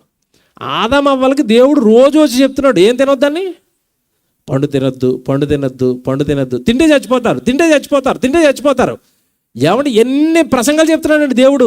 యేసుప్రభు రెండో రాకడలో వచ్చేస్తున్నాడు. మీరు పాపం చేయకూడదు, మీరు దేవుడి కోసం బ్రతకపోతే నరకానికి వెళ్ళిపోతారు. మనం వింటున్నాం. ఆ రోజు ఏదైనా తోటలో వాళ్ళే వింటున్నారు, పండు తినొద్దు చచ్చిపోతారు, పండు తినొద్దు చచ్చిపోతారు. నోవహు గారు వాడ కడుతున్నప్పుడు చెప్తున్నాడు ఏమని, ఇదిగో వర్షం వచ్చేస్తుందట, మొత్తం అంతా మునిగిపోద్దట, మనం అందరం చచ్చిపోతామంట, వాళ్ళకి ఎక్కిపోండి అంటే ఒక్కడు నోవహు గారు మాట అన్నాడండి, వెళ్ళలేదు. ఆదామవ్వలతో దేవుడు చెప్తున్నాడు పండు తింటే చచ్చిపోతారు, ఒక్కడన్నా వింటున్నాడండి? వాళ్ళు విన్నారండి ఆ రోజు? ఆదామవ్వలు విన్నారా? వెళ్ళలేదు. ఎవడు ఈరోజు యేసుక్రీస్తుల వారు వచ్చేసిన తర్వాత మనకి సువార్త ప్రతిరోజు అందుతుంది. మీరు ప్రభువుని నమ్ముకోండి, భక్తిగా ఉండండి, బైబిల్ చదువుకోండి, పాపాలు చేయకండి, లోకం కోసం బ్రతకండి, పరలోకం కోసం బ్రతకండి. యేసుప్రభు వచ్చేస్తున్నాడు, మనము వింటున్నాం. ఇక్కడ ప్రాబ్లం ఎక్కడ జరుగుతుందో తెలుసండి. నోవహు గారి కాలంలో నోవహు గారు చెప్పినప్పుడు విన్నారు, యేసుప్రభు కాలంలో యేసుప్రభు చెప్పినప్పుడు విన్నారు. ఆది నుంచి దేవుడు మాట చెప్తున్నది వింటున్నారు, వింటున్నారు, వింటున్నారు, వింటున్నారు. మీరు దేవుడు మాటలు ఎన్నైనా వినండి, వెనకాల ఒకడున్నాడు విన్నది తీసేయడానికి. ఎవరు? అపవాది. నెమ్మదిగా వచ్చాడు ఏదైనా తోటలో ఆదామవ్వల దగ్గరికి వచ్చి అంటున్నాడు, బాగున్నారా? అపవాది ఎలాగుంటుంది? ఎప్పుడు రెండు కొమ్ములు వేసుకుని నల్లగా భయంకరమైన రూపంతో వచ్చి నేను దెయ్యాన్ని మాట్లాడుతున్నాను అంటే నువ్వు వింటావా? అపవాది ఎలా వస్తుందట? వెలుగు దోత వేషము ధరించుకుని, అంటే యేసు ప్రభు పేరట వచ్చినట్టుగానే, యేసు ప్రభు మంచి మాటలు చెప్పడానికి వచ్చినట్టుగానే వస్తాడు. ఆదామవ్వల దగ్గర కూడా అలాగే వచ్చాడు. వచ్చి దేవుడు పండు తినొద్దన్నాడా అంటే వీళ్ళు ఏమన్నారు? వెంటనే ఏమన్నారు చెప్పాలి? వెంటనే పండు తినొద్దన్నాడు, ముట్టుకోవద్దన్నాడు, అది తింటే మేము చచ్చిపోతావట అంటే అప్పటి వరకు అవ్వమ్మ గారి హృదయం ఏముంది? వాక్యం ఉంది, జాతక వినాలి, దేవుడు మాటలు ఉన్నాయి, తినొద్దు తినొద్దు, దేవుడు మాటలు ఉన్నాయి. ఇది వచ్చి అంటుంది, అవునా తినొద్దన్నాడా? నీకు మాట చెప్పనా ఎందుకు తినొద్దన్నాడో? ఎక్స్ట్రా అనమాట, దానికే కంటిన్యూషన్. కొత్త మాటలు ఏం చెప్పదు, మళ్ళీ జాగ్రత్తగా వినాలి, దెయ్యాన్ని పట్టుకోవాలి మీరు. ఎక్స్ట్రా కొత్తవి ఏమీ తేదండి, అది నువ్వు చెప్తున్న దానికే కంటిన్యూషన్ ఇస్తుంది. అవునా తినొద్దన్నాడా? తింటే ఏమైపోతారని చెప్పాడు దేవుడు? చచ్చిపోతారని చెప్పాడు. జస్ట్ మార్చిందండి అది, తింటే చచ్చిపోతారని చెప్పాడా? దేవుడికి మీ మీద అసూయ, దేవుడికి మీరు గొప్పోళ్ళు అయిపోతారని మీరంటే చూడలేక తట్టుకోలేక తింటే చచ్చిపోతారని చెప్పాడు తప్ప, నిజానికి తింటే మీరు ఏమైపోతారో తెలుసా? దేవతలు అయిపోతారు అన్నది. ఎలాగుంది ఇది? తింటే చచ్చిపోతారు దేవుడు, తింటే దేవతలు అయిపోతారు దెయ్యం. ఇప్పుడు దెయ్యం చెప్పింది బాగుందా, దేవుడు చెప్పింది బాగుందా? ఏది బాగుంది? దెయ్యం చెప్పింది బాగుంది కనుక దేవుడు చెప్పింది వెంటనే బయటికి పోయింది. పోయిందా? తింటే దేవతలు అయిపోతారు, తింటే మీరు సూపరు, తింటే అసలు రేపు నుంచి మీ జీవితం ఉంటుంది. మీరు ప్రతి వారం గుడికి వెళ్ళిపోతున్నారు అనుకోండి, మీ యవనస్తులు చాలా చోట్ల అండి ఇలాంటి గ్రామాల్లో పాపం చక్కగా దేవుడి సన్నిధికి వెళ్తూ సువార్త సభలకి సేవకుడికి తోడుగా ఉంటూ చక్కగా వాళ్ళు దేవుళ్ళు ఎదుగుతూ ఉంటారు. యవ్వనంలోనే దేవుడు వాక్యం పడుతుంది. అలా ఎదుగుతున్నప్పుడు దెయ్యం ఏదో మంచి ఆఫర్ ఇస్తుంది కుర్రోడికి. బెంగళూరు నుంచి ఉద్యోగం అట, హైదరాబాద్ నుంచి ఉద్యోగం అట, ఏమన్నా 30,000 జీతం అట. అనగా వాళ్ళ అమ్మ కవర్ వచ్చింది అనుకోండి, వాళ్ళ అమ్మ ఏం చేస్తుంది? కుర్రోడి దగ్గరికి వచ్చి, సేవ లేదు, సభలో లేదు, గుడి లేదు, పదరా ఎక్కడికి వెళ్ళిపో ఉద్యోగానికి, తెచ్చేయి నెలకు 30,000 నాకు జీతం, కట్టేద్దాం ఇల్లు, కొనేద్దాం బంగారం, అన్నీ ఇంట్లో పెట్టుకుందాం, రేపు యేసుప్రభు వస్తే ఇద్దరం కలిసి ఆయనతో పాటు పాతాళానికి వెళ్ళిపోదాం. ఇదా దేవుడు? అర్థం అవ్వలేదా? ప్రమాదం ఉంది మరణిస్తే, ప్రమాదం ఉంది మరణిస్తే, బ్రతకండి దేవుడి కోసం అంటుంటే అర్థం కావటం లేదండి. అపవాది వచ్చి తింటే చచ్చిపోతారని దేవుడు చెప్పిన మాటను మరిపించి తింటే మీరు ఏమైపోతారు? దేవతల వలె ఉంటారు. వాక్యాన్ని ఎత్తుకుపోయిందా? ఎత్తుకుపోయిందండి. ఇస్కరియోతు యోధా గారి దగ్గరికి వచ్చింది. అప్పటికాడు ఆల్రెడీ ప్రసంగాలు కూడా చేస్తున్నాడు. ఏమని? యేసుప్రభు ఏం ప్రసంగాలు నేర్పించాడు చెప్పండి అపోస్తులకి? నిత్య జీవం, పరలోక రాజ్యం, ఇదేనా యేసుప్రభు ప్రసంగాలన్నీ? అపోస్తులుడు 12 మందిని ఇద్దరిద్దరుగా ఊరికి పంపించాడు, ప్రసంగాలు చేయిస్తున్నాడు. అంటే వీడు కూడా ప్రసంగాలు చేశాడు. ఇస్కరియోతు యోధా గారు ఏం ప్రసంగాలు చేశాడు? పరలోకం ఉంది, మారు మనసు పొందండి, దేవుడు రాజ్యానికి రండి, యేసుప్రభు నమ్ముకోండి, భక్తిగా బ్రతకండి. ప్రసంగాలు చేసిన వీడి దగ్గరికే వచ్చింది ఒకానొక రోజు. వచ్చి అంటుంది, యోధా ఏం చేస్తున్నావు నువ్వు? ఏముంది, ఏదో యేసుప్రభు వెనకాల డబ్బు సంచి అట్టుకుని అలా తిరుగుతున్నాను కానీ అది ఎప్పుడు నిండదు. ఒకవేళ నిండినా మా యేసుప్రభు ఉంచడం అందులో డబ్బులు ఖర్చు పెట్టేస్తున్నాడు. ఏదో అలా తిరిగి సెటిల్ అవుదాం అనుకున్నాడు కానీ పని అవటం లేదు అన్నదే. ఈడు అంటున్నాడు, ఎవరు? ఇస్కరియోతు యోధాగాడు. నీకు ఒక ఆఫర్ ఏమన్నా యోధా? ఆ యేసుప్రభు అలాగే చెప్తాడు. పరలోకం అంటాడు, నిత్యజీవం అంటాడు, ఇక్కడేమో కష్టాలు అంటాడు, ఇక్కడేమో వేదనలు అంటాడు. అతను సుఖపడ్డు, నిన్ను సుఖపడినవాడు. అతనికి డబ్బు సంపాదించుకోవడం రాదు, నిన్ను డబ్బు సంపాదించుకున్నాడు. అతనికంటే ఇల్లు, పొలం, పిల్లలు ఏమీ లేరు. మరి నువ్వేమైపోతావు? నీ కుటుంబం గురించి ఎప్పుడైనా ఆలోచించావా యోధా అన్నదే. ఎందుకంటే యేసుప్రభుకి పెళ్ళి అవ్వలేదు, యోధాగాడికి పెళ్ళైంది. తెలుసోలేదు మీకు? పిల్లలు కూడా ఉన్నారు ఆడికి. ఎప్పుడు యేసుప్రభు అనుకుంటా, ఎప్పుడు సువార్త అనుకుంటా, ఎప్పుడు ఊరున్న తిరిగితే నీ కుటుంబం ఏమవ్వాలి, నీ పిల్లలు ఏమవ్వాలి? ఒకసారి కుటుంబం గురించి ఆలోచించుకోవా? ఆ యేసుప్రభు అలా చెప్తాడు. అతనికి ఏముందో తల దోక లేదు. వీడికి చెప్తున్న మాటలు చెప్తున్నాను. వీడు దెబ్బగా మెస్మరైజ్ అయిపోయాడు దాని మాటలకి. నిజమే కదా, నిజమే కదా. దెయ్యం గారు ఇప్పుడు ఏంటి మరి మమ్మల్ని ఏం చేయమంటారు? ఏముంది, ఆ శాస్త్రులు, ప్రధాన యాజకులు మీ ప్రభువుని పట్టుకోవాలని తిరుగుతున్నారు. ఏం లేదు, అడ్రస్ చెప్పంతే వాళ్ళు నీకు పెద్ద కానుకిస్తారు. అవునా? అంతే. వాళ్ళ దగ్గరికి వెళ్ళాడు, బేరం అడుగుతున్నాడు. మా యేసుప్రభు శిష్యుడిని అన్న, ప్రధాన శిష్యుడిని, కావాలంటే నాకు వరాలు కూడా ఇచ్చాడు ఆయన. నా గురించి ఈ ఊర్లో ఎవరిని అడుగు చెప్తాడు. ఇస్కరియోతు యోధా అనగానే యేసుప్రభు శిష్యుడిని ఎవరి దగ్గరికి వెళ్ళి అడగండి. మరి ఏం చేయమంటారు? నాకు ఎంత ఇస్తారు చెప్పండి, నేను ఎవరిని అప్పగించేస్తాను? ఏమన్నా అప్పటి వరకు దేవుడు మాటలు చెప్పాడే, అప్పటి వరకు యేసుక్రీస్తుల వారి మాటలు విన్నాడా? ఏటు విచిత్రం ఏంటంటే ఇప్పుడు ఈ ప్రసంగం చెప్తున్నప్పుడు కూడా యోధాగాడు ఉన్నాడు ఇక్కడ. ఇప్పుడు మీరు మార్క్స్ వార్త 4వ అధ్యాయం చదువుతున్నారా? దెయ్యం వచ్చి మీ హృదయంలో నుండి వాక్యం ఎత్తుకుని పోతుందని ఎవరికి చెప్తున్నాడు చెప్పండి? ఇది శిష్యులకి. ఆ శిష్యుల్లో యోధాగాడు ఉన్నాడా? ఉన్నాడు. ఆడు విను కూడా దెయ్యం వచ్చినప్పుడు ఆడికి కళ్ళు కనపడలేదండి. చూడండి ఎలాగుందో దారుణం. ఒరే, దెయ్యం వచ్చేస్తుంది, నేను చెప్పిన మాటలన్నీ ఎత్తుకుని పోతుందని ప్రసంగం విన్న వాడి దగ్గరికి దెయ్యం వచ్చినా దెయ్యం వచ్చేసిందని కనిపెట్టలేకపోయాడు. సాతాను వాడి హృదయాన్ని ఏం చేసిందో తెలుసా? మోసపుచ్చింది. బైబిల్లో రాయబడిన మాట హృదయం గురించి. సాతాను వాడి హృదయాన్ని ప్రేరేపించింది. తీసుకో డబ్బు, తీసుకో డబ్బు, వెండి నాణాలు ఒక్కసారి ఆలోచించు మైండ్లో అన్నదంతే. డబ్బుకు ఫిదా అయిపోయాడు, యేసుప్రభుని అమ్మేశాడు. వాక్యం నిలబడిందా? కారణం ఏంటనుకుంటున్నారు? వచ్చి ఎవరు ఎత్తిపోతున్నారు? అపవాది. ఎలా ఎత్తిపోద్ది? ఏమన్నా ఆడి దగ్గర కంటే ఆ రోజు అలాగా డబ్బు రూపంలో ఎత్తిపోయింది. ఈ ఆదమవ్వల దగ్గరికి వచ్చి తింటే దేవతలు అయిపోతారు, ఇలాగ ఎత్తిపోయింది. మన దగ్గరకు వస్తుందా రాదా? మన దగ్గరికి వస్తుందా? వస్తుంది. మీలో ఎవరైనా చెయ్యొద్దండి, నేను సైతాన్ని చూశానని వాళ్ళు చేయొద్దండి. వస్తుంది అంటున్నప్పుడు చూసిన వాళ్ళు చేయొద్దండి. పోనీ రాలేదా మీ దగ్గరికి? వచ్చిందా? రోజుకు నా దగ్గరకు 4 సార్లు వస్తుంది, కానీ నాకు తెలియదు. యోధాగాడి దగ్గరికి వచ్చింది, ఆడికి తెలియలేదు. అవ్వమ్మ దగ్గరికి వచ్చింది, అవ్వమ్మకి తెలిసిందా దయ్యం వచ్చిందని? అంటే ఇప్పుడు అర్థం ఏంటి? వస్తుంది, వచ్చినట్టుగా కూడా నీకు తెలీదు. అక్క రూపంలో వస్తుంది. దెయ్యం వచ్చింది, నువ్వేమో అక్క అనుకుంటున్నావు. ఈ అన్నయ్య రూపంలో వస్తుంది. నువ్వు అనుకుంటా మా అన్నయ్య వచ్చాడు మా ఇంటికి. అన్నయ్య వచ్చాడా? దెయ్యం వచ్చిందా? లోపల ఉంది. యేసుప్రభు దగ్గరికి పేతురు గారి రూపంలో వచ్చింది. ప్రభు ఇది నీకు దూరం అగును కాకంటుంది. ఏ దూరం అయిపోవాలా? సిలువ యాగం, రక్షణ, ప్రపంచ మానవాళికి వస్తున్న రక్షణ దూరం అయిపోవాలంటే ప్రభు ఇది నీకు దూరం అగును కాక. నువ్వు అలాగే సిలువ ఏం చేసుకుంటావు, నువ్వు అలా దెబ్బలు కొట్టింగ్ చేసుకుంటావు, నేనెందుకు ఊరుకుంటాను అంటున్నాడు. ఎవరు? పేతురు. ఆ ప్లేస్లో మీరుంటే ఏం చేస్తారు చెప్పండి? నేనంటే ఎంత ఇష్టం అండి పేతురికి. పేతురు, నేనంటే నీకు చాలా ఇష్టం కదా అంటారు.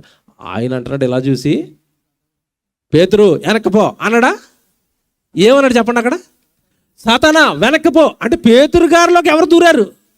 యేసుప్రభుకు తెలిసింది. నీకు మీ అక్కలో దూరిపోయినా తెలియదు, మీ నాన్నలో దూరిపోయినా తెలియదు, మీ అన్నయ్యలో దూరిపోయిన తెలియదు, మీ తమ్ముళ్ళలో దూరిపోయిన తెలియదు, మీ బాసులో దూరిపోయిన తెలియదు, మీ బంధువులో ఎవరిలో దూరిపోయాడు? ఎవరి రూపంలో నీ దగ్గరకు వస్తున్నాడు? నిన్ను దేవుడికి దూరం చేస్తున్నాడు, దేవుడి వాక్యానికి దూరం చేస్తున్నాడు, దేవుడి సన్నిధికి దూరం చేస్తున్నాడు. దేవుడి పనికి నిన్ను ఎవడ దూరం చేస్తున్నాడు? వాడే సైతాన్. ముసుగేసుకుని వస్తాడు నీ మీద ప్రేమతో ఉన్నట్టుగా, నీ బాగు కోరుతున్నట్టుగా, నీ మేలు కోరుతున్నట్టుగా, నువ్వేదో గొప్పవాడు అయిపోతావు అన్నట్టుగా దేవుడిని విడిచిపెడుతుంటే నీకు కళ్ళబొల్లి కథలు చెప్పి ఈ లోకంలో నీ జీవితాన్ని నాశనం చేసి నిత్యాగ్ని దండనకు నిన్ను సిద్ధం చేస్తున్నాడు, నీ జీవితాన్ని సిద్ధం చేస్తున్నాడు. వాక్యాన్ని తీసేస్తున్నాడు లోపల నుంచి. దేవుడి కొరకు బ్రతుకుదామని ఆశను తీసేస్తాడు. దేవుడు ఉన్నాడన్న సత్యాన్ని తీసేస్తాడు. నేను దేవుడి కోసం బ్రతకకపోతే నరకానికి వెళ్ళిపోతానన్న విశ్వాసాన్ని తీసేస్తాడండి వాడు. తీసేస్తాడు, ఉండనివ్వడండి. ఎవరిలోనూ వాక్యము నిలువనివ్వడు. సాతాను వచ్చి హృదయములో విత్తబడిన వాక్యాన్ని ఏం చేస్తున్నాడట? ఎత్తుకొని పోతున్నాడట. ఏమన్నా నిజంగానండి, నేను మాట్లాడుతాను. హృదయంలో ఎన్నున్నాయి? హృదయంలో ప్రేయస్ ఉంది. ముట్టుకున్నాడా వచ్చి? ఎందుకు ప్రేమిస్తున్నావు వాడిని? తీసే అనడా? బాగా ప్రేమించు, ప్రేయస్సుని ప్రేమించకపోతే ఎలాగా అంటాడు. హృదయంలో భర్త ఉంది, తీసే భర్తని అనడా? లేదు, మీ ఆయన్ని ప్రేమించు, అవసరమైతే దేవుడికి అన్యాయం చేయి, నీ భర్తకు మాత్రం ఏం చేయొద్దు, నువ్వు అన్యాయం చేయొద్దు, పిల్లలకి అన్యాయం చేయకు, ఎవరికి అన్యాయం చేయకు. ఆయన అన్యాయం అయిపోతే చేసేది ఏం లేదు, అంతే కదండి. హృదయములో ఉన్న దేన్ని ముట్టుకోడట. హృదయములో ఆదివారం అతి కష్టం మీద అరగంట ప్రసంగం ఎక్కితే దాన్ని తీసేస్తున్నాడట. ఎలాగొంచండి దెయ్యం. హృదయం నిండా ఉన్నవేమో చెడులు, ఎక్కించుకుంటుంది కొంచెం వాక్యం. వాడు వచ్చి ఆ కొంచెం ఉన్న వాక్యాన్ని కూడా ఏం చేస్తున్నాడట. ఇప్పుడు మీకు ఇది అర్థం అవ్వదు.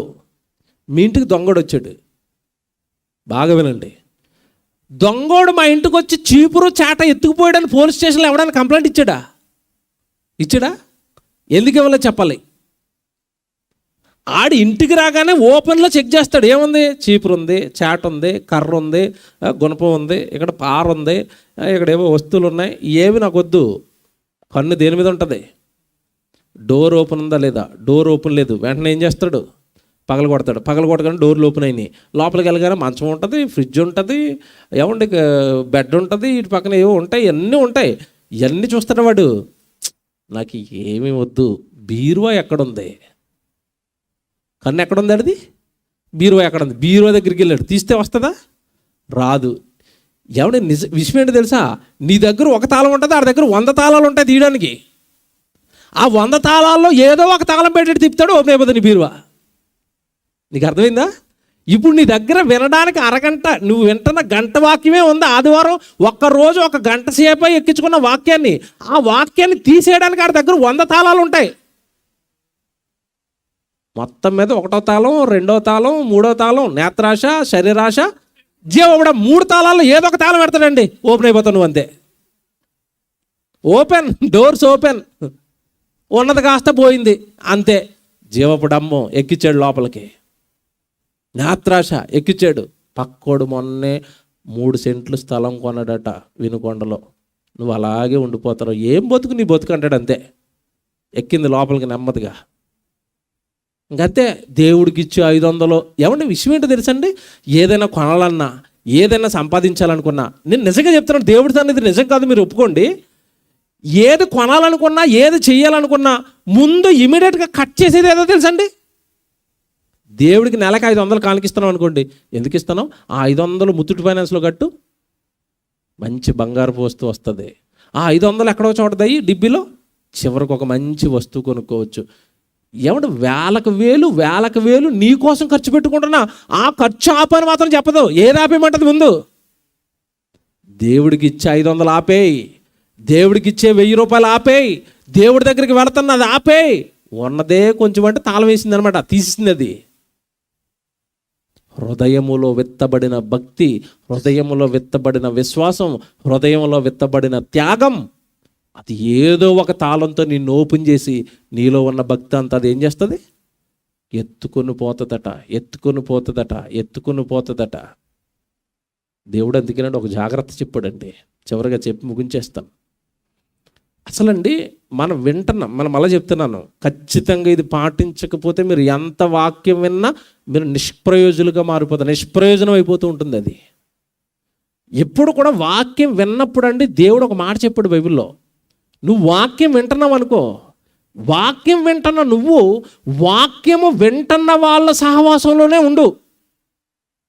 దేవుడు పని చేస్తున్న నువ్వు దేవుడు పని చేస్తున్న వాళ్ళ సహవాసంలోనే ఉండు. భక్తిగా ఉంటున్న నువ్వు భక్తిగా ఎవడుంటున్నాడో వాడి సహవాసంలోనే ఉండు. ఆదివారం గుడికి వస్తాను, సోమవారం అంతా నా ఫ్రెండ్స్తో ఊరి మీద పడి తిరుగుతానంటే నీలో వాక్యం నిలబడదు, మళ్ళీ నీలో విశ్వాసం నిలబడదు, నీలో భక్తి నిలబడదు. హెబ్రీయులకు రాసిన పత్రిక 4వ అధ్యాయం, హెబ్రీయులకు రాసిన పత్రిక 4వ అధ్యాయం 2వ వచనం చూడండి. 2వ వచనం, హెబ్రీయులకు రాసిన పత్రిక 4వ అధ్యాయం 2వ వచనం. వారికి ప్రకటింపబడినట్లు మనకును సువార్త ప్రకటింపబడెను అంటే అర్థం ఏంటి? ఆల్రెడీ దేవుడు వాక్యం నీ దగ్గరికి వచ్చేసింది, చెప్పేశాడు, హృదయాలకు పంపించాడు. వారికి ప్రకటింపబడినట్లు మనకును సువార్త ప్రకటింపబడెను, కానీ వారు వినిన వారితో విశ్వాసము గలవారై కలిసి ఉండలేదు, కనుక విన్న వాక్యము వారికి నిష్ప్రయోజనమైనదాయను. చూసారా, అలా చెప్పేశాడు. విన్నారట, విన్న ప్రజలు ఎందుకు వాక్యంలో నిలబడలేదంటే వినిన వారితో కలిసి ఉండటం లేదు. మేజర్ పాయింట్ ఇదే మనం నాశనం అయిపోవడానికి. ఆదివారం గుడిలో వాక్యం వింటారండి, సోమవారం నుంచి మీరు చేసే సహవాసాలు ఏంటని అడుగుతున్నాను.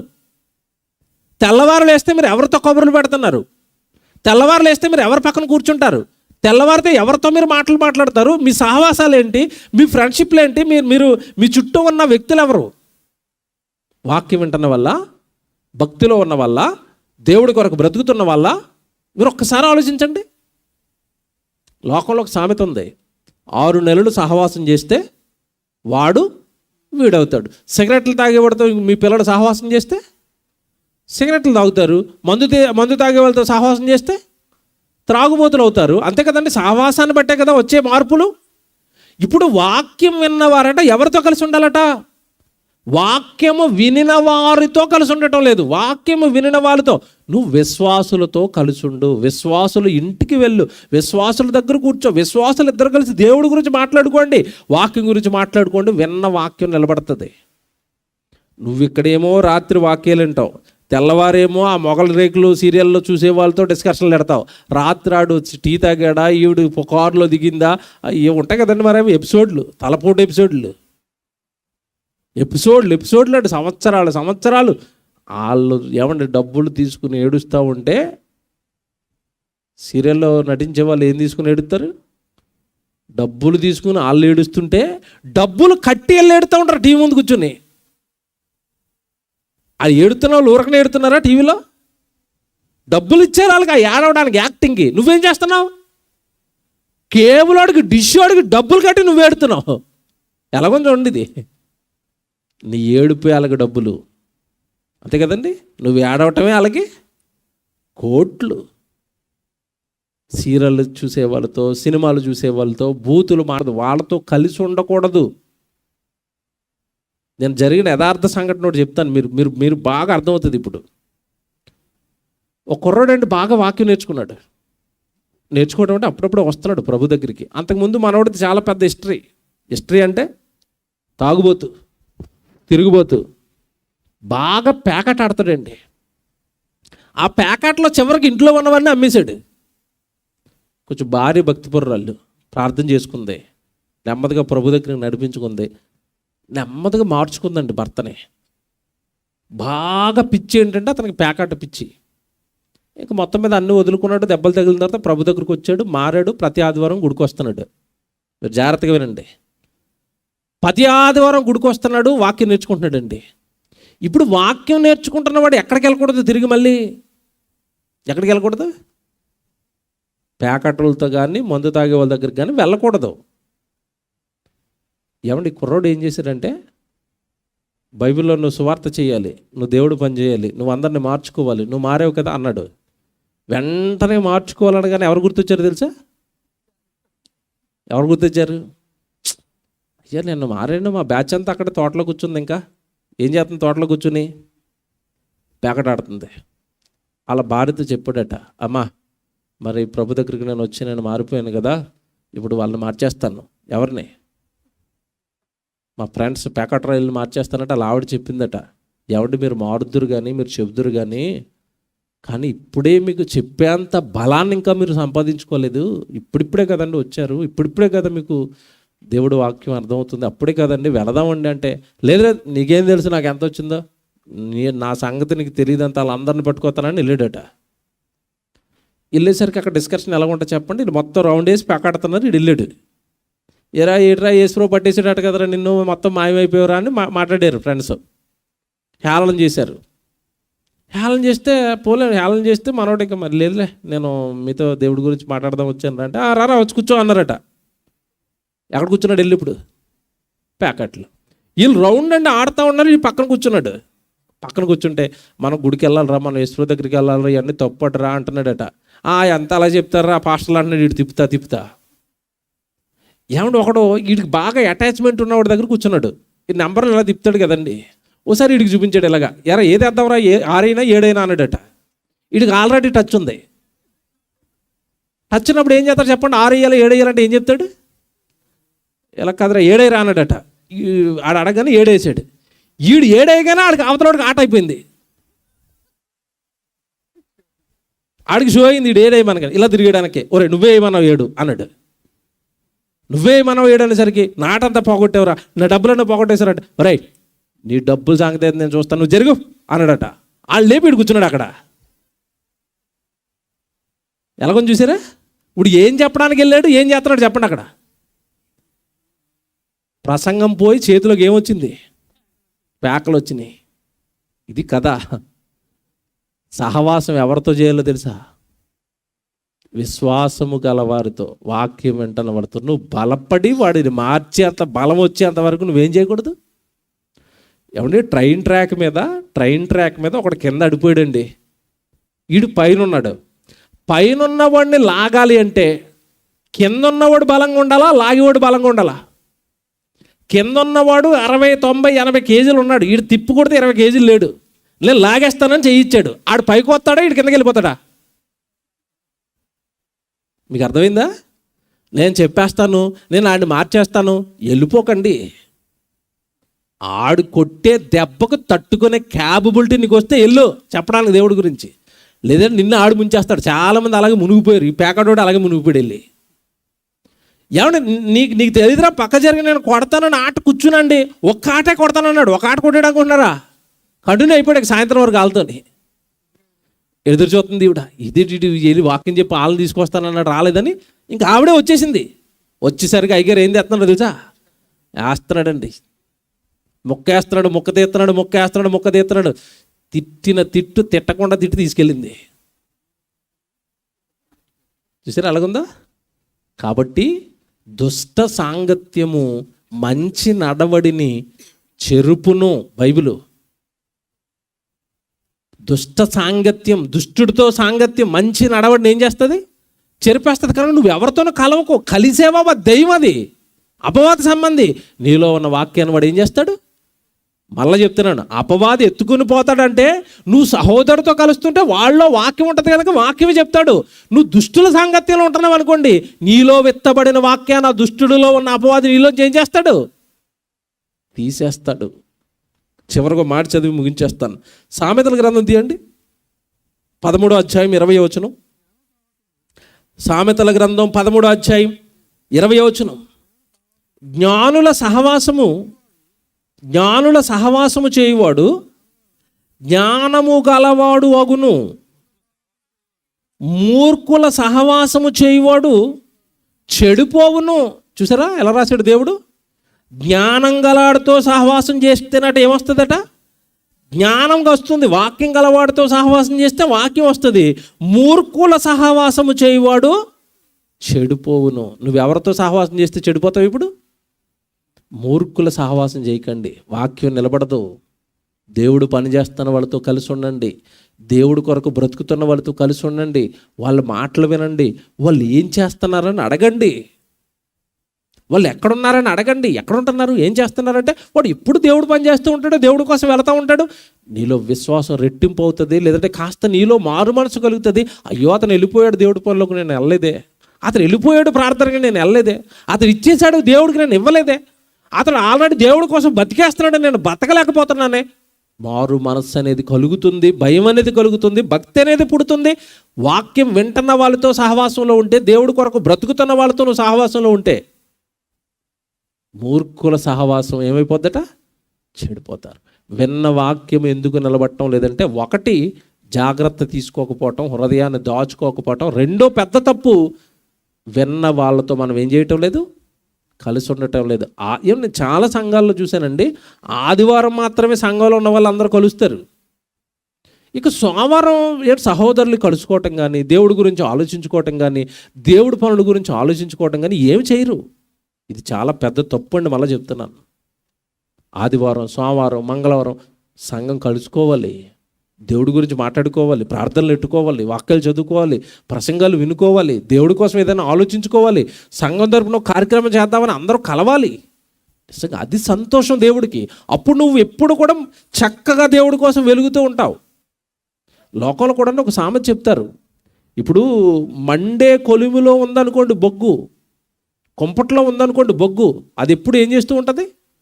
వెలుగుతూ ఉంటుంది. ఎందుకంటే మిగతా అన్నీ వెలుగుతున్నాయి కాబట్టి ఇది కూడా వెలుగుతుంది. ఒకసారి ఆ బొగ్గు ఒకదాన్ని వెలుగుతున్న బొగ్గునే తీసేలా పక్కకు పెట్టండి, వెలుగుతుందా? కొద్దిసేపటికి ఆరిపోద్దా? ఎందుకు ఆరిపోయింది? ఎందుకు ఆరిపోయింది చెప్పండి? కొంపట్లో నుండి బయటకు వచ్చింది. అలాగే దేవుడు పని చేస్తున్న వాళ్ళతో కలిసి ఉంటే నువ్వు దేవుడు పని చేస్తావు, వాక్యం వింటున్న వాళ్ళతో కలిసి ఉంటే నువ్వు వాక్యం వింటావు. ఎవరి సహవాసం చేస్తే అవే మనలోనికి వస్తాయి. నువ్వు ఎక్కడ సహవాసం చేస్తుంటే ఆ పరిస్థితులే నీ హృదయంలోనికి వెళతాయి. కనుక దేవుడి మాటలు మనసులో పెట్టుకోండి.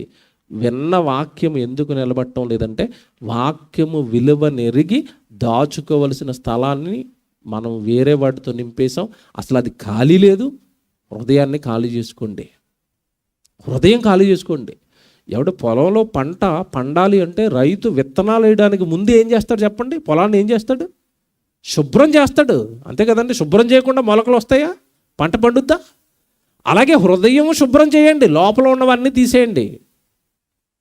ధనాపేక్ష సమస్తమైన కీడులకు మూలం అన్నాడు. కానీ ఈరోజు ప్రతి మనిషిలోనూ నిండుకుపోయింది ఏంటో తెలుసండి?